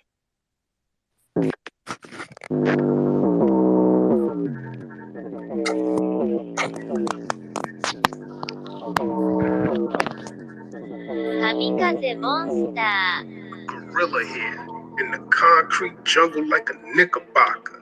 If you're not bullish on ISO, boy, I'll block you. However you want it, basketball or soccer. Xrpl, let me do tell. I'm bullish boy in Chicago and it ain't cause basketball. I'm on the 6 side, that's Toronto, and I'm finna rap to y'all. It's scam and robber season, baby, please don't take a loss. When my Xrpl numbers run up, you ain't gotta call. This beat drilling harder than the south side of Chicago. I'm at the Ripple office, location Toronto. Came a long way from smoking Rizzler with the frontos. Now I'm triangular trapping Atlanta to the Congo. Kentucky Bluegrass State, I been ballin' like Rondo. Now Ether, I'm crazy, ayy, Kobe like jumpers, I'm straight. We hit the block and we quake, they said we wasn't the way, but I bet when y'all sleep, we gon' shake up the street. 8 on the Richter scale. They call me Lil Haiti, baby, I was skinny and frail. Xrp Ledger, yeah, maybe they couldn't really tell. They snitching out with that gravy, they see me eating every day like it's Thanksgiving. I'm not a pilgrim, Xrpl, Native American children. Every day I was able and willing. Those Twitter spaces, it was really real then. Shout out to Tuco, we chillin' and shillin'. Red pill, blue pill, make your choice. ISO is what I hoist. Idaho like I'm in boys, bet I keep a pussy moist. Shout out Nana Umpa, I got a choice. We've been building all through a supposed bear market. How about you? We so bullish on XRP and all the ISO compliant blocks. Through all these doubtful times, even with a lawsuit, we see nothing but a future with sunshine. We got nothing but diamond hands and HODL bags. Cause moving forward with technology is never gonna stop. XRP, XLM, Algorand, that's my friend. XDC and IOTA, I'm an XRP soldier. Witness it like Jehovah. Witness this, no LeBron. They call me Boom Shaka Lemmy. I'm dunking on Uncle Tom. Catch me at the cabin. Lil' Shawty got the wagon on a Wednesday. She know I been cray. This ain't no kid play. Ruffle, she been laid. If you ain't know, now you know I'm XRP. I'm bullish boy in Chicago, and it ain't cause basketball. I'm on the 6th side, that's Toronto, and I'm finna rap to y'all. It's scammer robber season, baby. Please don't take a loss when my XRP numbers run up. You ain't got a call. XRP, XLM, Algorand, that's my friend. XDC and IOTA, I'm an XRP soldier. Witness it like Jehovah. Witness this, no LeBron. They call me Boom Shaka Lemmy. I'm dunking on Uncle Tom. All right. There we go with Bullish Boy. Track of the week from our guys Lemmy and Kamikaze, the exclusive track. He said, "Boom shaka Lemmy, dunking on Uncle Tom."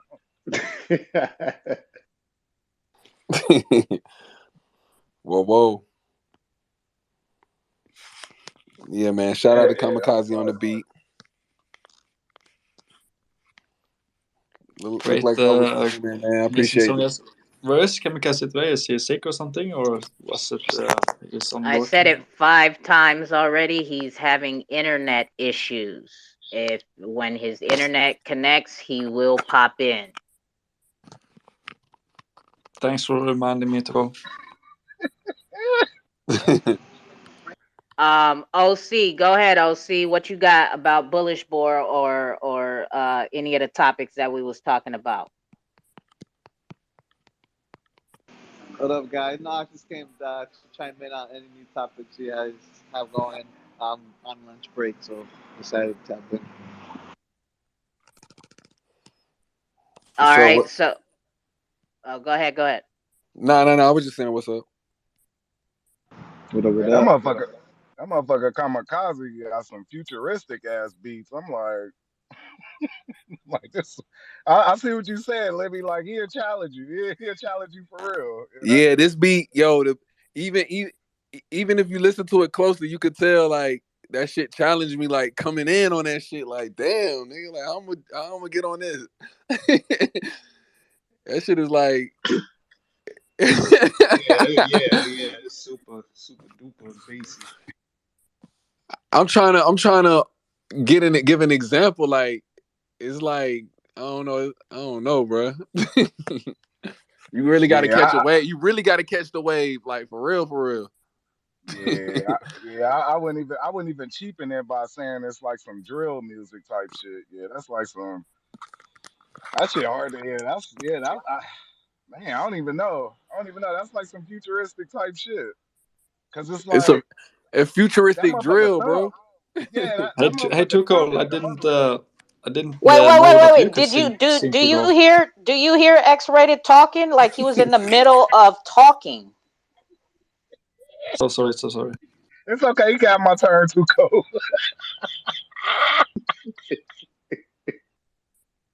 Like it wasn't even a pause. Like you just stomped with some Timberland boots right in the middle of his fucking sentence. Oh God, crazy, bro. Yeah, because I thought because I was so shocked that Tuco that you could sing, because in the middle of the song I could hear that Tuco was singing also. Oh no, just No, a I was memory. So not I was singing. just saying it was great. I do the same thing I do on every track. I was just talking on the track. I don't sing. I don't rap. Any track you hear me on of Lemmy and Kamikazes, I'm talking. That's it. Now you a game spitter. That's what you a game spitter. Nah, come on, Too Cold. One time, let's hear it. Me the time. Do it, do it. Nah, no bullshit though. Like at first it was funny. Like everybody thought Too Cold was making the songs and shit. But now it's like, come on, like we know what Too Cold does. She talks on the track. She does the spaces. She don't rap, bro. Like this shit kind of getting. I know it's getting annoying for her. Like everybody be like, man, Too Cold, that was a nice track. She be like, no, it was not. And I'm always getting tagged. I'm always getting tagged in it. No, it was Lemmy and Kamikaze. I know she tired of typing that shit.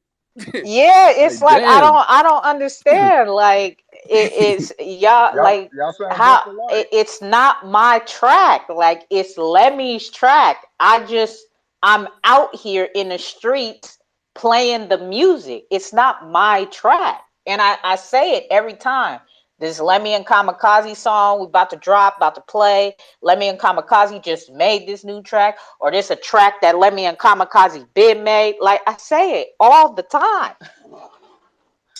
It's Yeah, but featuring Too Cold. So it's Lemon Kamikaze featuring Too Cold. hey Hills, back me up on this. Sometime when Lemmy and Too Cold is talking, I don't know which is which, so I gotta look at my phone to see who talking. Y'all do kind of sound similar. Man, be What quiet. You that so funny. is smoking. Is it because I've got a bit of a, you know, female voice like Too Cold? Is that what's confusing you? Two girls talk and you think it's the same person? Nah, he No, he he said tried to let equate me in me. Too He Cold. tried to say it was me.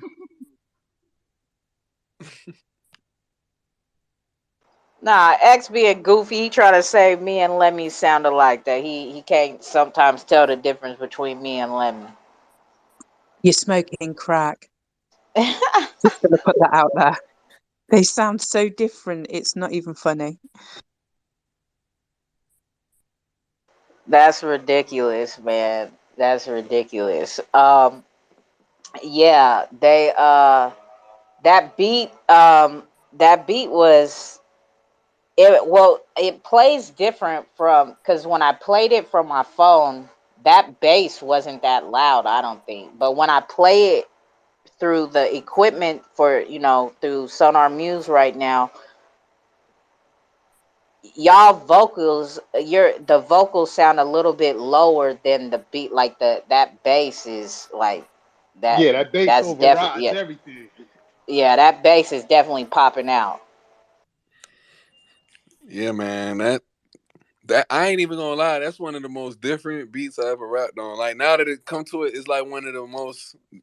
It's like one of them type of beats that's just different. Like most really futuristic too. Yeah. That's why I felt I had to put a little aggression in my voice. Facts. You did good, I had to Lemmy. catch the You did beat like real good. Odell. I had to catch the beat like Odell Beckham for real, bro. Handsome says he's still on his work call and he has it on the lowest. He has us on the lowest volume right now, and he was listening to it and he said it sounds lit, it sounds lit, hella fire. All right, shout out Hamza for real. Appreciate that. Me and Hamza got to get on something too, man. Hamza, we got to do something. I know we talked about it, but we got to no rush. Just putting it out there. Um, yeah, so that's the track of the week. So that's gonna be so pretty much every track that we've played that you haven't released yet is going to be on. Well, they're all going to be on the Xrpl Reject album.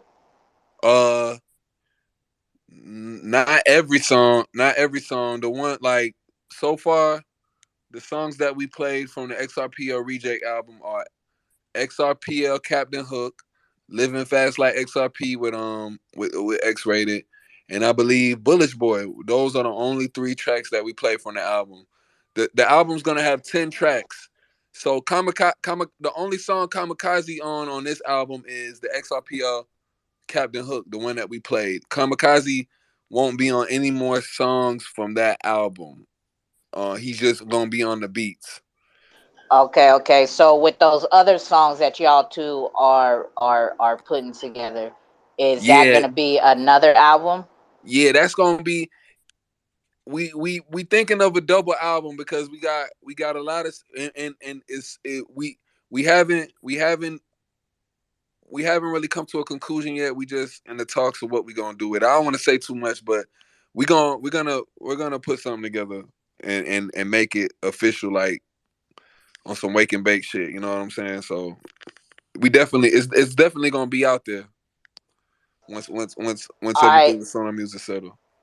Now with the XRPL Reject album, is it a whole album purchase? Are you gonna release singles off of the album? Like, how are you gonna package it? Like, is there gonna be exclusive content for whole album purchasers, or Shit. maybe certain NFT songs or something? I haven't even gotten into it yet because the album really ain't really done yet. You know what I'm saying? It's still a few. I'm gonna let y'all know. It's still a few voice notes that I may need from y'all, and then we haven't mixed every track yet. So it's just like we it's slow motion. It's slow motion, but I guess I should start processing what I'm gonna do. But I haven't really done any of that yet.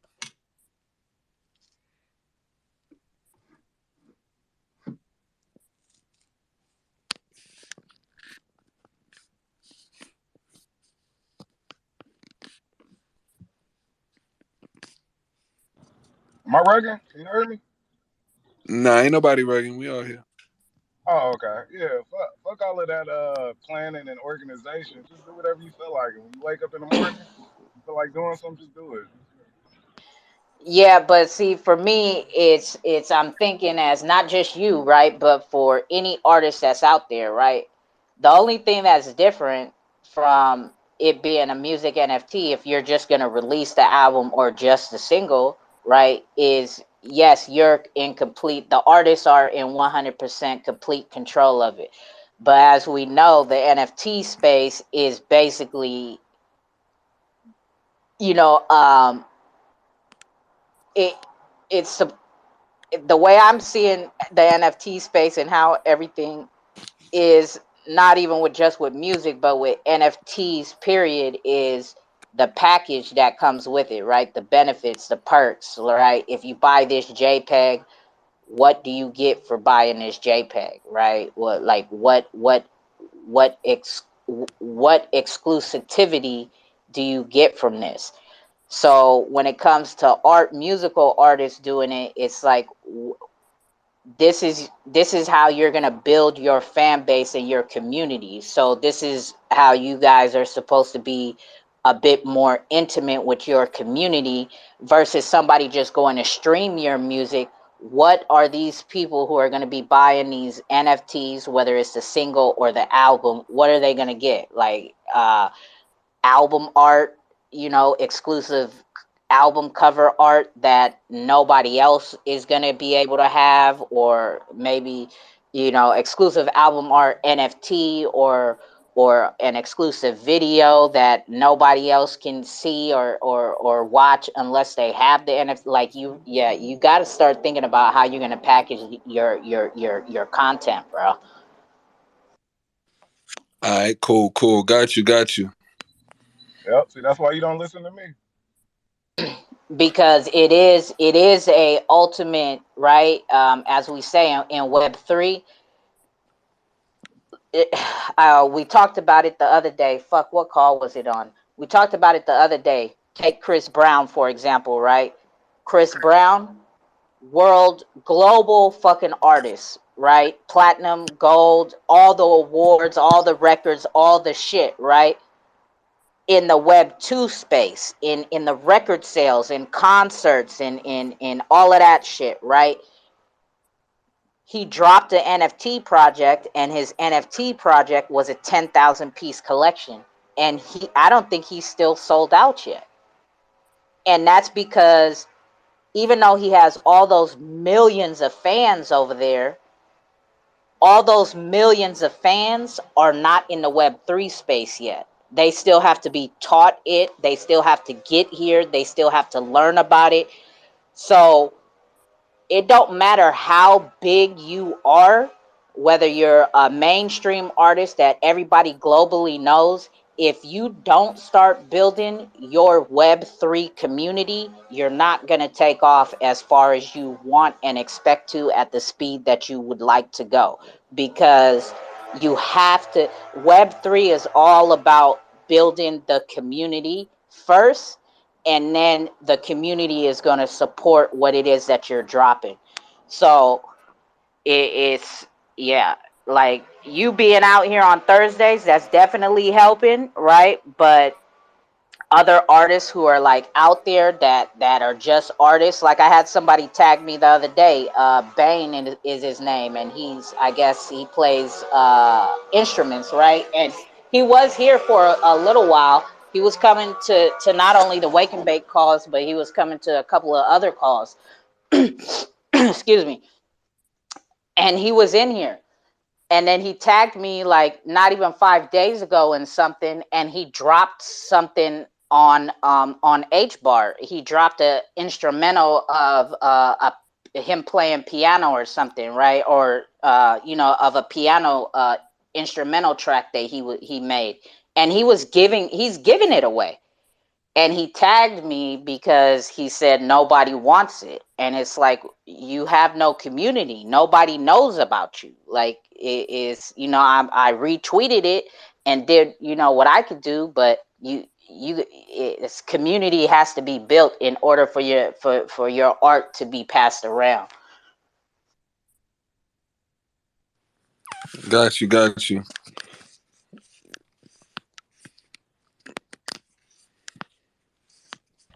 Way I'm working on some. Sorry to cut you off too cold and change theme, but I'm on my iPhone now. Is there any one of you guys that have iPhone as well? How do you like take a picture and shrink it in? What tool do you have to use then? Because I'm going up in the corner and putting edit, and I can't find a tool to like shrink it in. You gotta crop it, bro. Yeah, so it is that it's called, because I have it in Norwegian, so it's different language. All right, I'll DM you, bro. I'll DM you. But yeah, too cold. Thanks. In regards to what you saying, I agree with what you're saying. I agree with what you're saying. Right now, for me, my whole thing, I'm not even. I know how to try to I got an idea how I want to try to reach my audience, but right now I'm not even interested in like, I'm interested in pushing the music, but right now I'm just focused on like just building my content, and then when everything is laid out, like as far as XLS 20 and the ball gets to rolling, I, people know who I am already. If they want to go listen to my music, they can go listen to it. But I just want to just get the content out there right now. I'm not really worried about who's following me and things of that sort. I feel like it's gonna reach who it need to reach, and as far as the incentives and little things like that, when I start doing my videos and start doing the extra things, I definitely consider it. But I appreciate it. But that's not really my focus right now. It's not a focus that I have. My focus is just like creating the music, trying to bring the awareness. Whatever I'm talking about in my music, I just want to bring awareness to it and enlighten the masses. That's where I'm at with it right now. But I will consider what you're saying for sure. I think Yeah, it's important but to that note, goes though. hand in hand with spreading awareness of it, right? Yeah, that's what in I in was about order to in say. order to spread awareness, it doesn't have to be the incentive, but you have to get out there, right? Like, Can't yeah, spread people awareness are without going to audience. stumble across it whenever they stumble across it, right? But, and it's not about the follower count, and I'm not talking about none of that. I'm just saying, like, it's there has to be, like, not just you, but like artists in general, like Kamikaze as well, right? Like, for the music to hit and find the people that it's supposed to find, it is like all these musical artists have to get out here and do grind, right? Just like you guys would in Web 2 as an independent artist. Like that aspect don't change. And but the only thing that changes is it's a bit more intimate, right? Because you do get this exclusive this or exclusive that. Like the Beat Your Beat guy, when he was telling us about his project, right? It is involved with music artists and the social aspect, right? Like the social page, the artist's page where you can communicate with the artist and get a pin location or something if they're doing a show or something, right? Or something like that. Like it's that intimate type of connection that's in Web3 that's kind of what attracts a lot of people here. Go ahead, Hamson. No, I think we just had the same idea to talk about at the same time that, you can't spread awareness without an audience to hear it, right? Like who's going to be aware if there's, you're not being able to get the word out to the right people, right? Even if it's just educational content, Too Cold could host educational spaces about XRPL with the best information all day long, but if nobody's heard of Too Cold, nobody's going to join the space, right? And the same thing goes for music. And so that's kind of what I was coming back to what I was talking about in the beginning is like, we have to meet our audience where our audience is at and what their I guess desire is, for the type of content that they consume. And I don't know, like maybe I'm just tripping regarding the desirability of music in and of itself. But I do think it's important to, if our ideal audience is in Twitter Spaces, and like the crypto community, crypto Twitter, like then we have to put ourselves in crypto Twitter. If they're on YouTube, then we have to make videos, right? Like that we have to meet our audience where our audience is at in order to be able to pass along whatever information or message it is that we have for them, or even just jams, right? For sure. I got you.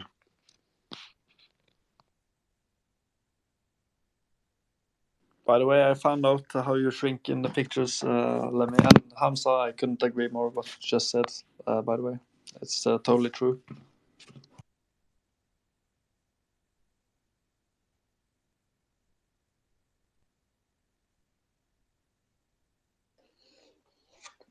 Yeah, Kamikaze's internet is all bad tonight, all the way in West Africa. Is it West Africa? You said South Africa earlier. Which is it? I mean, South Africa. Yeah, my bad. South Africa. Keeping you honest, Too Cold. What up, Token Panda? I see we got you up here. What's going on, my guy? Hey, what's going on? Good morning, everybody. How's everybody doing? Let me. I wish I could. What's up, I man? wish I could dap you up right now, bro. Just shout that you guys are that last thing. I can comment on what we were talking about now, but that last track that you guys put out, I felt that one. It was nice. I don't know if you heard the backstory actually about real briefly, quickly, why the sheep was number 5 out of 5 instead of 3. Wait, Panda, because we just played the exclusive track of the week. Oh, I missed it. So So yeah, okay, so so what you're saying then that's about not what he's. Wait, hold on, because you're about to like jump in, and nobody's about to know what you're talking about. okay, I won't say that. Then I'll go back to my comment about the other thing. So like to find the music, I agree with you, Hamza. Like it's and of course like your grind's got to stay the same when you get out into Web3. But to Lemmy's point, and maybe like a prelude into the other thing was that like the music does find who it's supposed to find, like when it's to, and there's these weird links that's in it.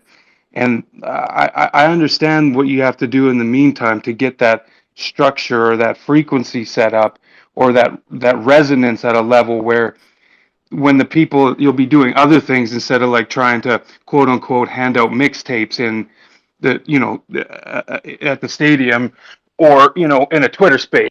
I think there's a balance of both, but I can definitely vibe with what you're saying about how like it's something you should think about, but perhaps maybe not like a focus right now. But I don't know if it resonates and hits those levels with people, then it's sort of like exponential as it leaves that person's hands.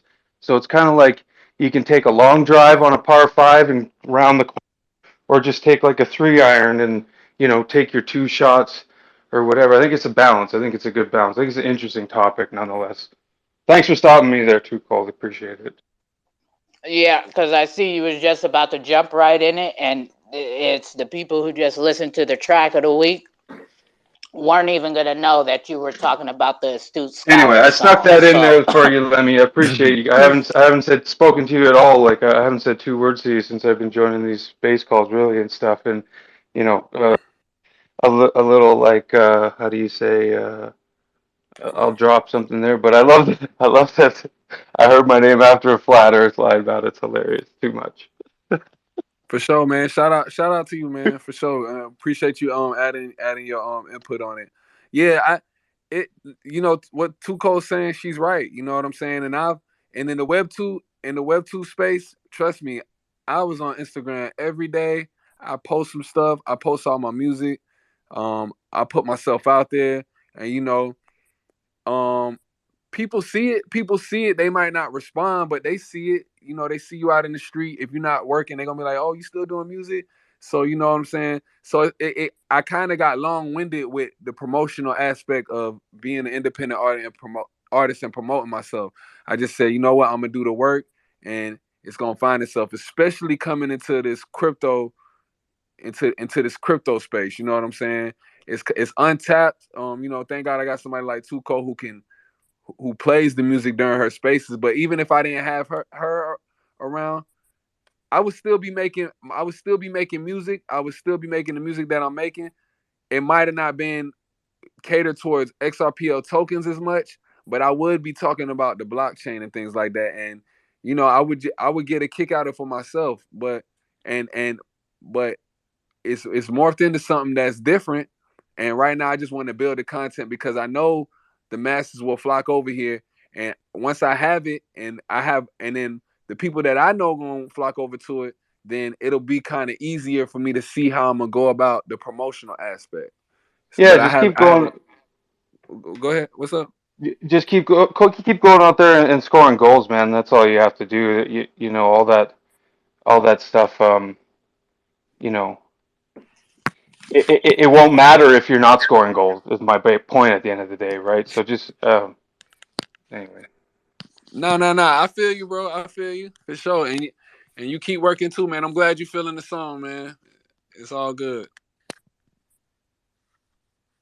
Shit, Tuco, you can get it. You can get into about the project now. You can talk about it. We can get into that track. By the way, I have to chime out a little bit earlier today, but thanks so much to Cole, Lemmy, and Hamza, and Token Panda, and everyone, Jakes, for today. And see you all next week for the Wake and Bake Vibes. Really loaded spaces, so, and all of you guys. all right, for All right, sure, See you bro. next Bless time, Hamza. up. Wolf of God. Be All right, later, safe. Wolf. Yeah, so we could get into the next track. This is a new track that Lemmy and Kamikaze dropped and made.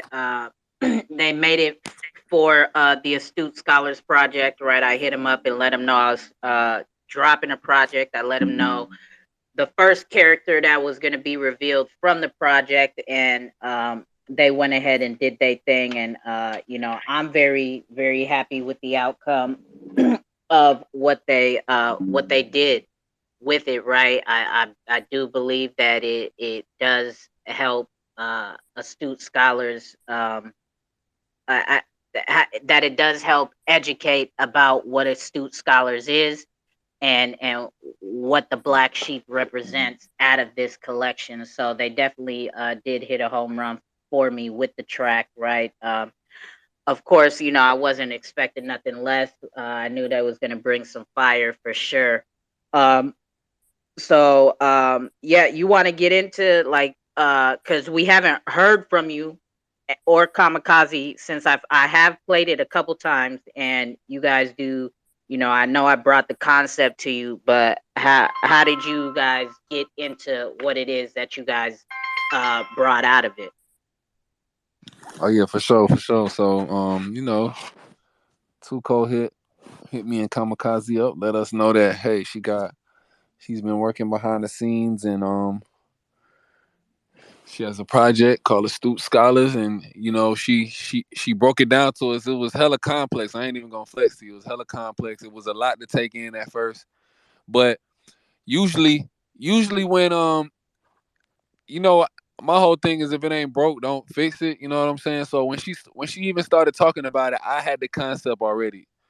I even told her. I don't know if she remember. I was like, yo, I got a concept already. I just gotta right now I'm busy, so you're not gonna get it as fast as you think you're gonna get it. But I'm busy, but I'm gonna get it done. I got a concept. So she broke it down. She sent me the scroll. I read it. And I said usually when I make songs for XRPL projects, I don't even know if I'm gonna give out my sauce like that. And I ain't gonna get out the sauce like that. but Nah, don't give out the source, but I'll tell you this much, bro. You I you ain't gonna you give out the sauce like that. But shit, yo, you did your thing on that scroll. I ain't even gonna hold you. I was like, yeah. But the yo, he scroll, broke down a scroll like a yeah, but yeah, it was fun, and I didn't. I not only wanted to break down the scroll. It's about to be a year that I know Too Cold. We've been through a lot. We had a lot of ups and downs on the Twitter with people. We got a great relationship. You know what I'm saying? So I reflected. I tried to reflect as much as I can within. I don't even know how much bars it was, like a 12 to 16 bars. It ain't easy, but I just reflected like in one line is like, she's our host. She dropped the two cold coin. If you know, you know. A lot of people don't think it has a use case, but it's like a if you know, you know thing. You be in the spaces, you see what she do. Like we don't really gotta explain shit to you. It's a if you know thing. You know what I'm saying?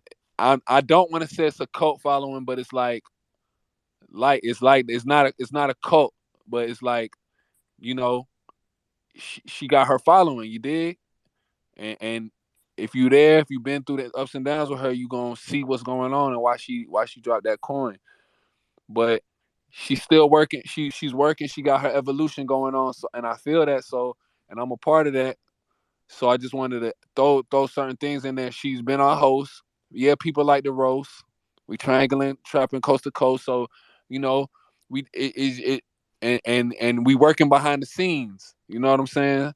It's always work being done. You might think we just out here um talking and mumbo jumbo, blase blase, but work is being done behind the scenes.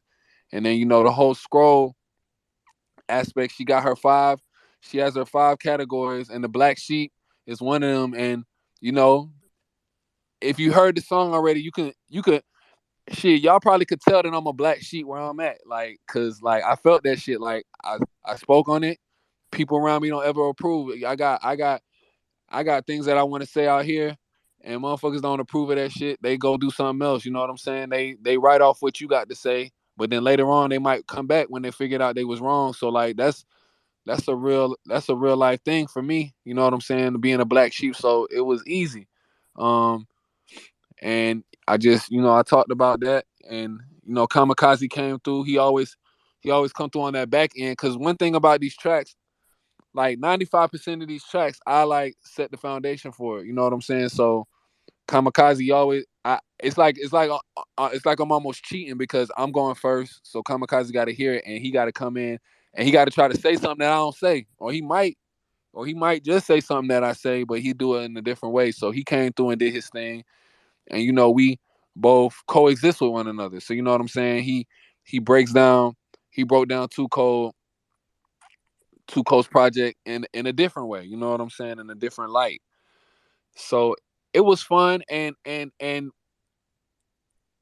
that's what I wanted to say about the whole project that we got coming up with the Wake and Bake tracks. We got a lot of serious tracks, but then we got some play tracks, but songs like the one that we did for Tuco right here. it's not a play around track.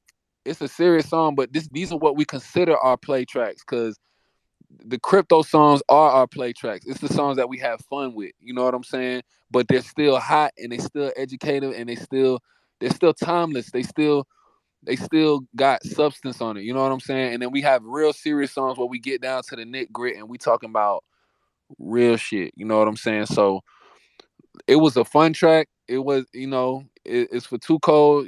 That's our girl. She's our pillar on this side, and we rocking with her. So it was nothing to do it. You know what I'm saying? Um, I know it wasn't the XRPZ speed.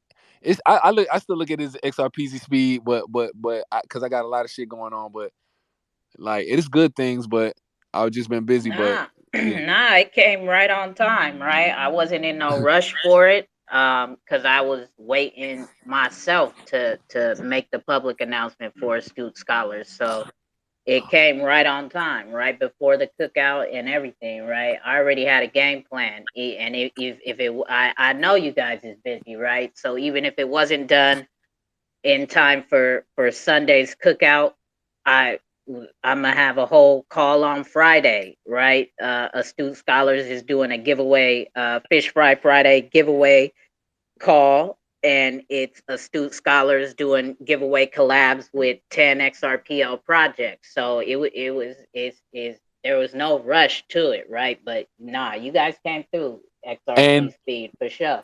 and I want to give another special shout out because he's been here throughout. Like he's been my producer throughout a lot. Like 85% of these tracks the beats have been made by this guy. He ain't really been around, but Loopy Nostalgia, he go by Mando or A Sounds. He made the beat. You know, shout out to him. He's another person. He's from the north side of Atlanta, and we met him through Twitter too. And he's just showed me love with the beats. I wouldn't call him like he's like an international trap producer. From I would say that he got the sound. He know the sound of trap, but he got a different sound too, and he made the beat.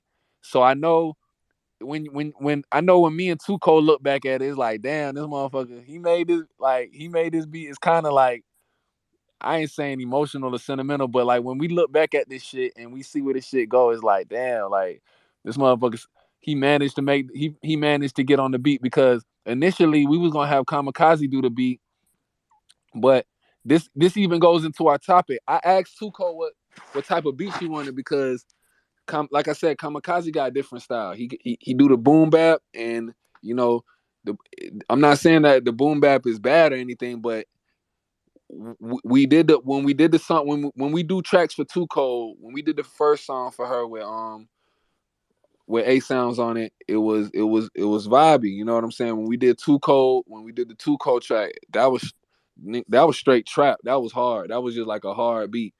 So, you know, I know she wanted trap again. I know she wanted it to be an up-tempo beat, but Kamikaze up-tempo beats is even different. So I was like, Kamikaze, you can do it. And, he was like, nah. I got beats, but I don't know if Too Cold gonna rock with it. You know what I'm saying? So I was just like, all right, I may have some loopy beats then. So it's just like loopy is a magnet for, it's almost like a Drake and 40. Like you can equate me and Too Cold to Drake and 40, or like Future and Metro, or Thug and Metro, or Gucci and Zaytoven. Like it's like we got that chemistry when it's a track with me, Too Cold and Loopy. It's like it's gonna be one of them ones. Hold on one second.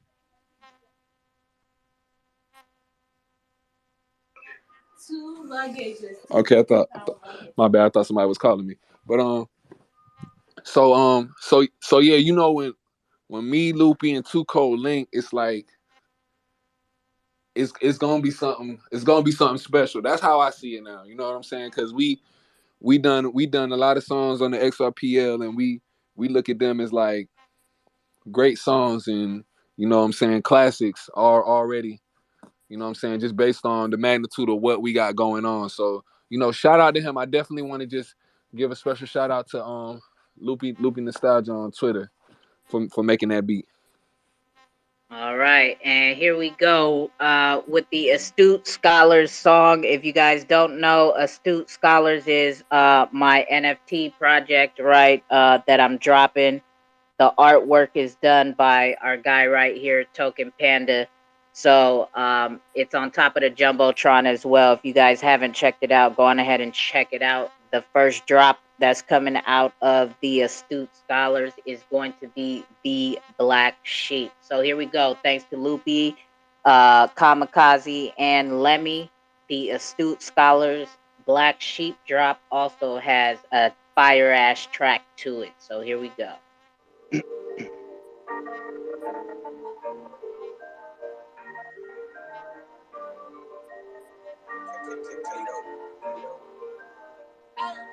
Scholarly astute, my itch don't ever stink. My name ain't Pepe Le Pew. She got the scrolls.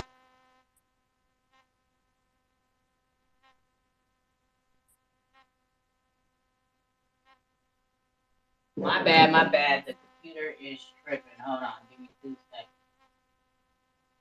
So just interesting while she sorts that out, the beat is really incredible, and it's really incredible how hard you guys worked in the same like short period of time. And it's too bad Kamikaze's not here, but there's a really interesting part I don't think you know about Lemmy is that your line when you get there, which just happens to be a throw-in about peanut butter and being damn skippy, there's a trait in the collection where the metadata is peanut butter for a color of a shirt. And I thought that was like, I was talking to Gorilla Jakes about that. And I like, there's something to do with like, I don't know what that is, man, but it's art or some, I don't know what it is, but I thought that was hilarious and thought you should know. It's awesome. Nah, that's crazy. That's like telepathy on a whole nother level. That's some wild shit. So there's 5 shirts that the sheep will wear, and my favorite one is like, is the peanut butter one. It just happened to look best with all of them, and I don't know.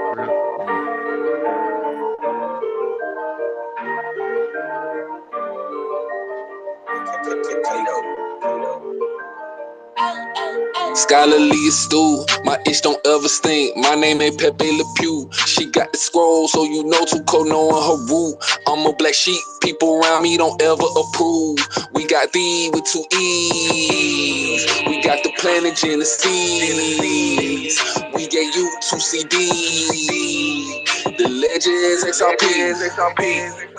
Don't ever give them your keys. The point of 2 coin, I told them if you know, you know. They never read the scroll, so they went out just like a hoe. This is not Wizard of Oz, they had no courage like Scarecrow. I'm seeing crypto colorism like we living in Jim Crow. Beside the fact that she's our host, beside the fact I like the roast, beside the fact we triangular trapping coast to coast, beside the fact that we killing 2 birds with 1 stone, beside the fact we behind the scene working, think it's a joke. Students of the game giving you astute scholars, swagging NFT art, but we got true knowledge. They frown our nose upon us, misunderstood products, because we dropped out of high school and we set for college. I got my GED and bachelor's, I'm on learning and relearning. I said the earth is flat and I don't care about they discernment. Shout out to Token Panda with the art, that boy is working. I'm in a stool scholar, I'm focused on high learning. The first supply 2,250.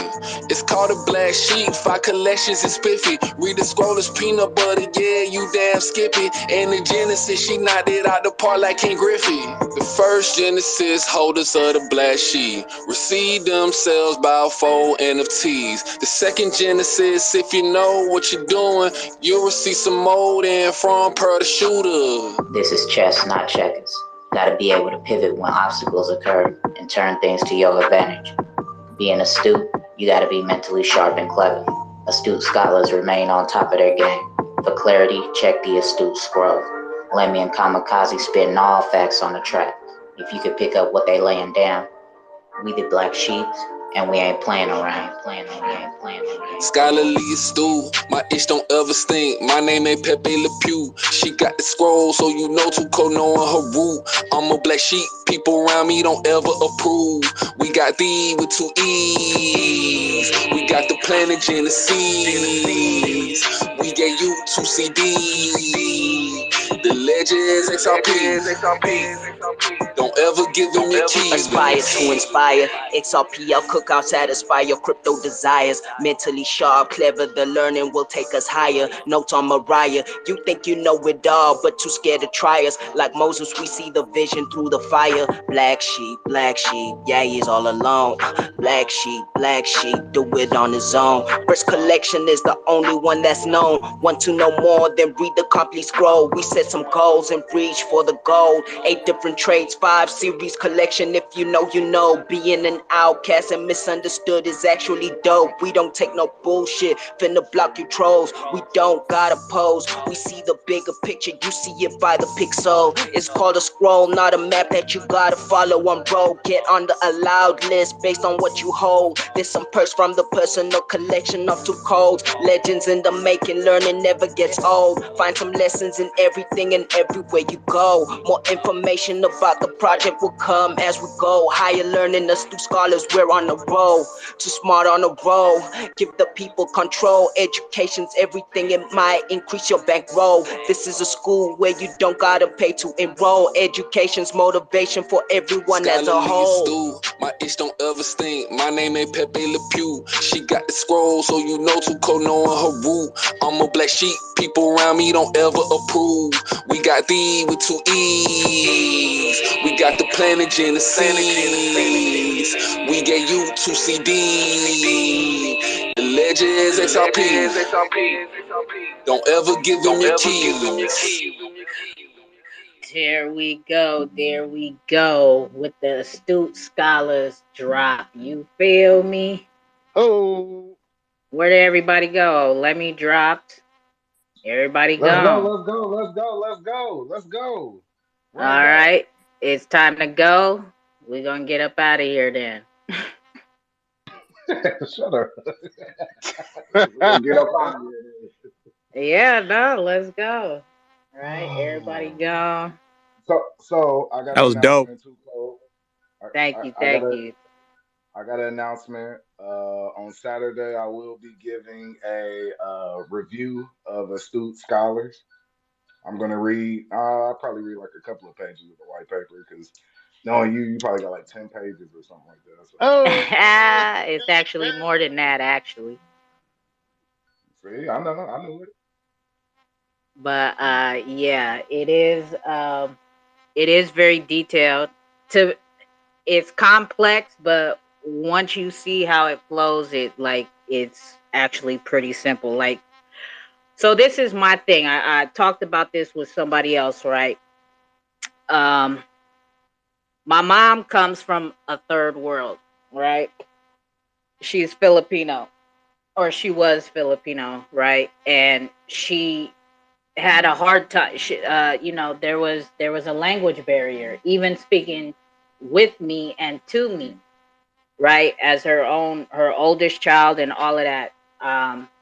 I couldn't speak to her, even though I don't talk super fast.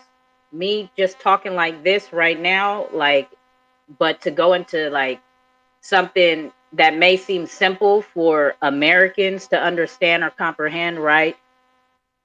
It's a lot harder for somebody coming from a third world, right? So I had to speak to my mom. Anytime I spoke to my mom about anything, I had to speak slow, right? And it's not because she's stupid, because she was far from fucking stupid, very street smart, very street savvy, and she was a hustler, right?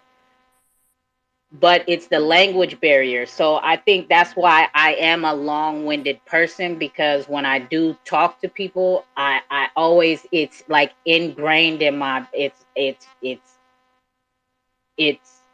ingrained in me. I've programmed myself to be able to talk to anybody and explain something in detail, because I will want my mom to be able to understand. So that's yeah. And it didn't make.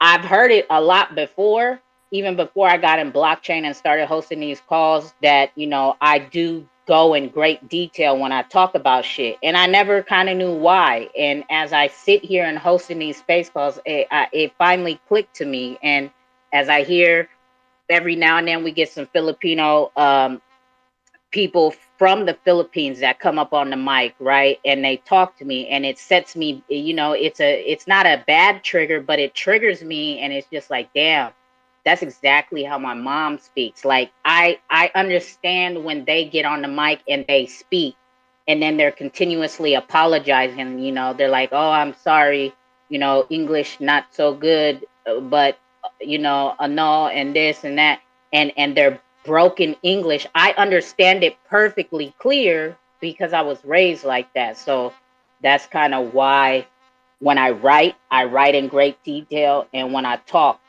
in great detail. I don't know. That's just something that I've learned, that I've figured out about myself since being in this space. So the astute scroll is longer than 10 pages, just so you know, Triple X. Jesus Christ, how many pages is it? How much you got to talk about crypto? That's not that's you your white paper longer than XRP. The whole ecosystem, yo. it Uh, it it Go ahead, Hamson. yeah. So when I read through it, I didn't get through the whole thing before I was reaching out to Too Cold asking questions. She was just like, no, no, just keep reading. And as I kept reading, I'm like, oh, okay, my questions kind of got answered. So it's worth the read. I definitely recommend reading the whole thing. Yeah, it's pretty big what Too Cold and Token are doing. So props for that. And I mean, I don't know. I've talked to Jakes about it, right? Token Panda, obviously, about it. And it's just, if you zoom out and really think about what I have laid out there, you can, like, it's a very elaborate plan. Okay, is 2CD? What is 2CD? How does 2CD fit into astute scholars? Because I am giving away 200 allow list spots, but to fulfill that requirement for the allow list spot, you have to hold 200 Too Cold coins. So basically, kind of just like Expectar, right? In order to have an Expectar, in order to get an Expectar NFT, you have to hold 8,888, right? And 888. yeah, but that doesn't get you a discount or nothing. You just have to hold, you that lets you buy it. So the allow list will get you an astute scholar NFT at a discounted price. And you get to mint it an hour or two ahead of public mint. But you have to hold 200 Too Cold coin aside from being given the allow list giveaway spot, right? Um, and it has, right? It has created a little bit of buy-in pressure. People have went out and bought 2CD that didn't buy before. People who just learned about astute scholars have went and bought some. So it has created a little bit of buy-in pressure, right? So that's not for me, because the people who are selling, majority of, I have one order on the sell side, right? And it's like it is up there, right? But the and I'm not like dumping a whole bunch, right? I'm selling probably like 1,000 out of however many, right? But the orders that are in the book are from people who won them at the giveaways for not, they all they did was answer some questions, right? They didn't buy it, they didn't do, majority, 99% of the people who have 2 gold coin have won 2 gold coin for free.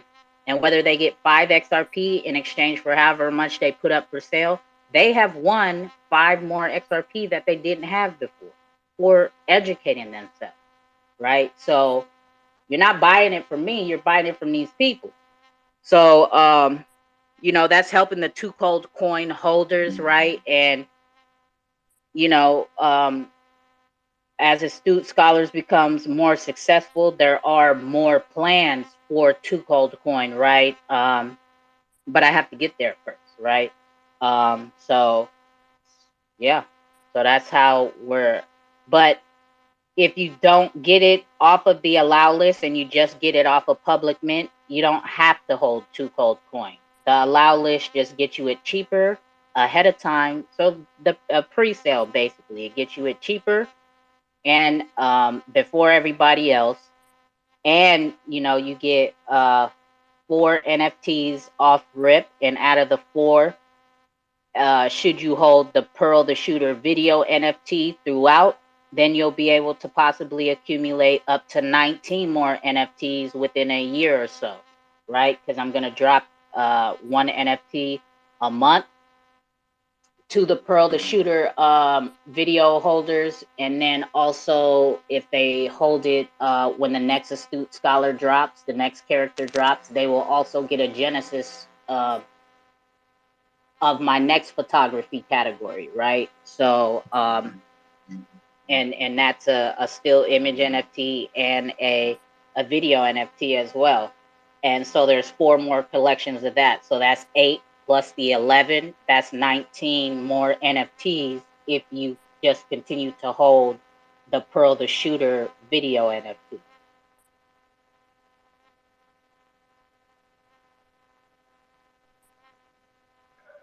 Damn, you kicking X pimping coin ass. Jesus Christ.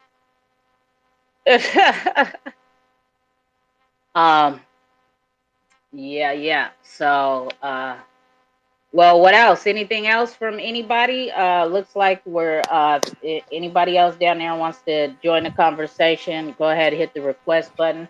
I think we're gonna head up out of here pretty soon. Kamikaze, it seems like his internet's about to be it don't seem like his internet's gonna pull through. So should we get up out of here and Can you? Hey, go ahead? just stay on until I get off. I got like 3 more hours at work. Just stay on. Come on, somebody Uh, bring up the subject. Come on, let's go. I Nah, was we're not gonna keep the wake and bake call up for 3 hours, and you gonna leave anyways throughout 3 hours. So what is you talking about? I don't want y'all to leave me. Whatever. just play the I'm new exclusive before you go though, because maybe if you could. Why yeah, not? I can run it back, but yeah, maybe I'll put a call up after. Shit, I put a call up after the cookout, and you didn't bring your ass back. You said you was coming back. No, Um, but I'm gonna be outside though. I'm gonna be outside, so we good. We good. I ain't gonna be in the Yeah. house. All right. Come on, four Maybe I'll o'clock. put up a call after we close this wake and bake call so that I can get it up on YouTube. Niggas saying outside. Lies. Yeah.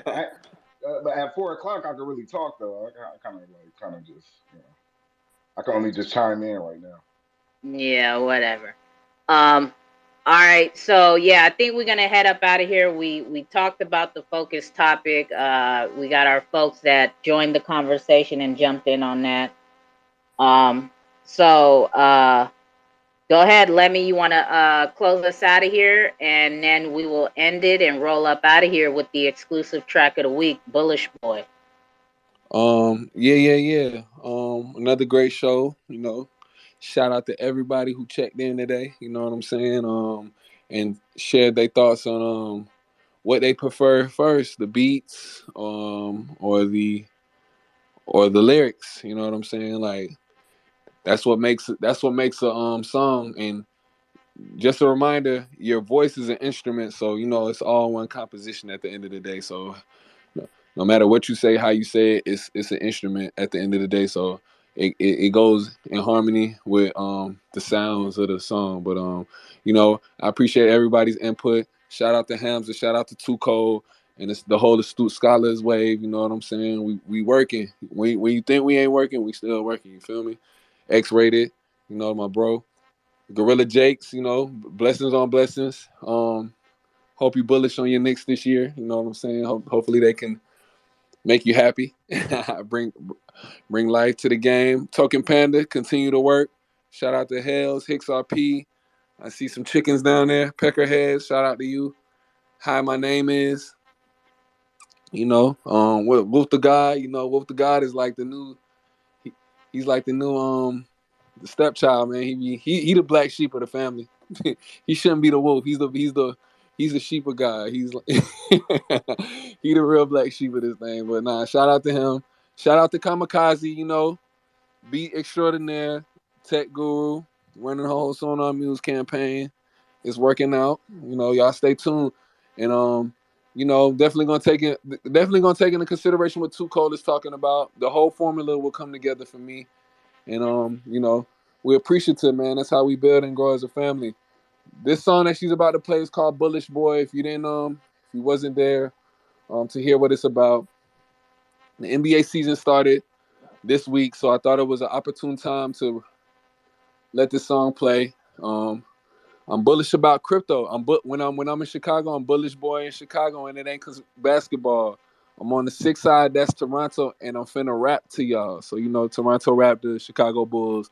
A play on Oh, words. thanks for breaking that down for me. Yeah, you know what I'm saying? It's a play on words. Then I got some bars in there about basketball and crypto. So tell ESPN to holler at me. Let cut the check. You dig what I'm saying? Let's go. Too Cold, do your thing. You can run it. All right, here we go with Bullish Boy. And then I will close out for us. Triangular Trap Tsunami.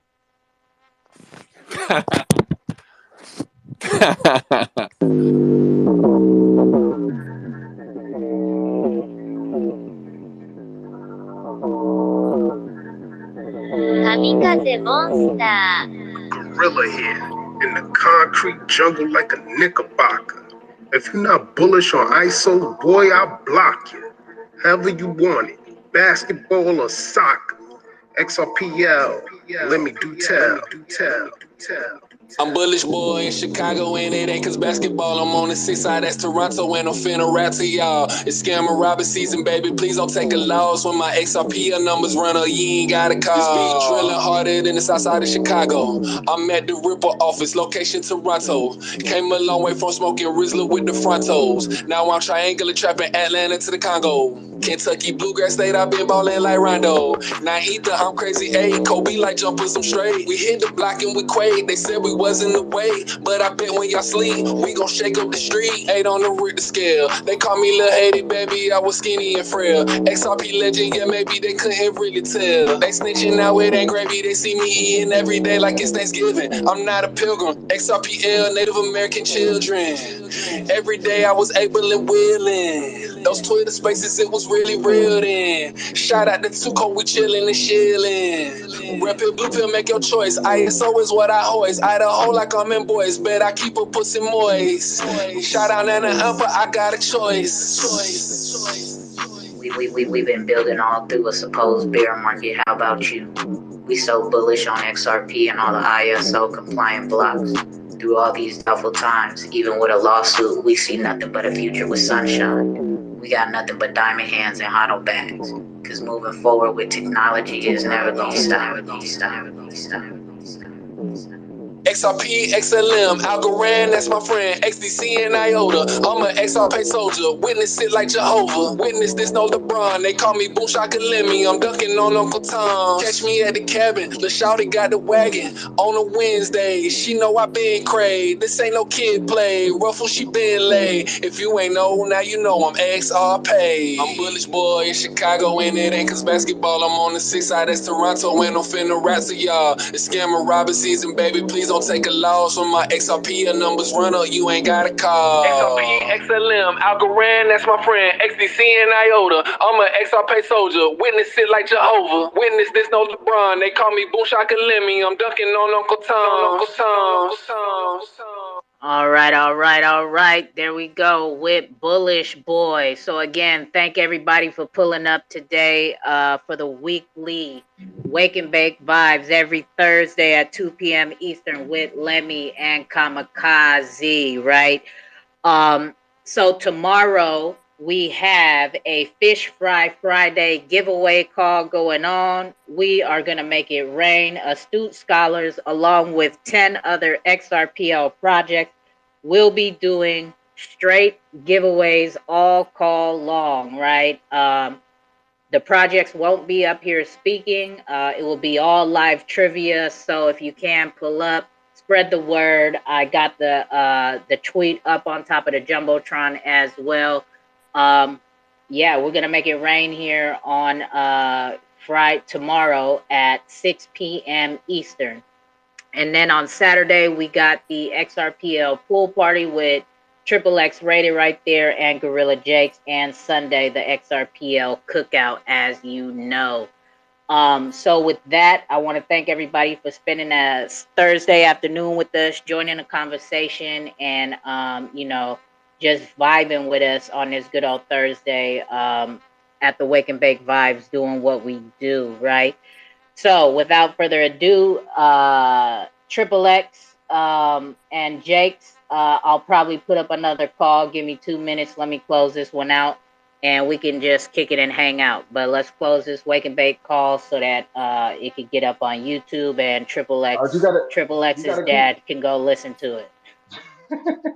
You gotta Shout keep out it to up to 4 Xrpl X's though. dad. Hold on, my bad. Shout out to you, Xrpl Rated's dad.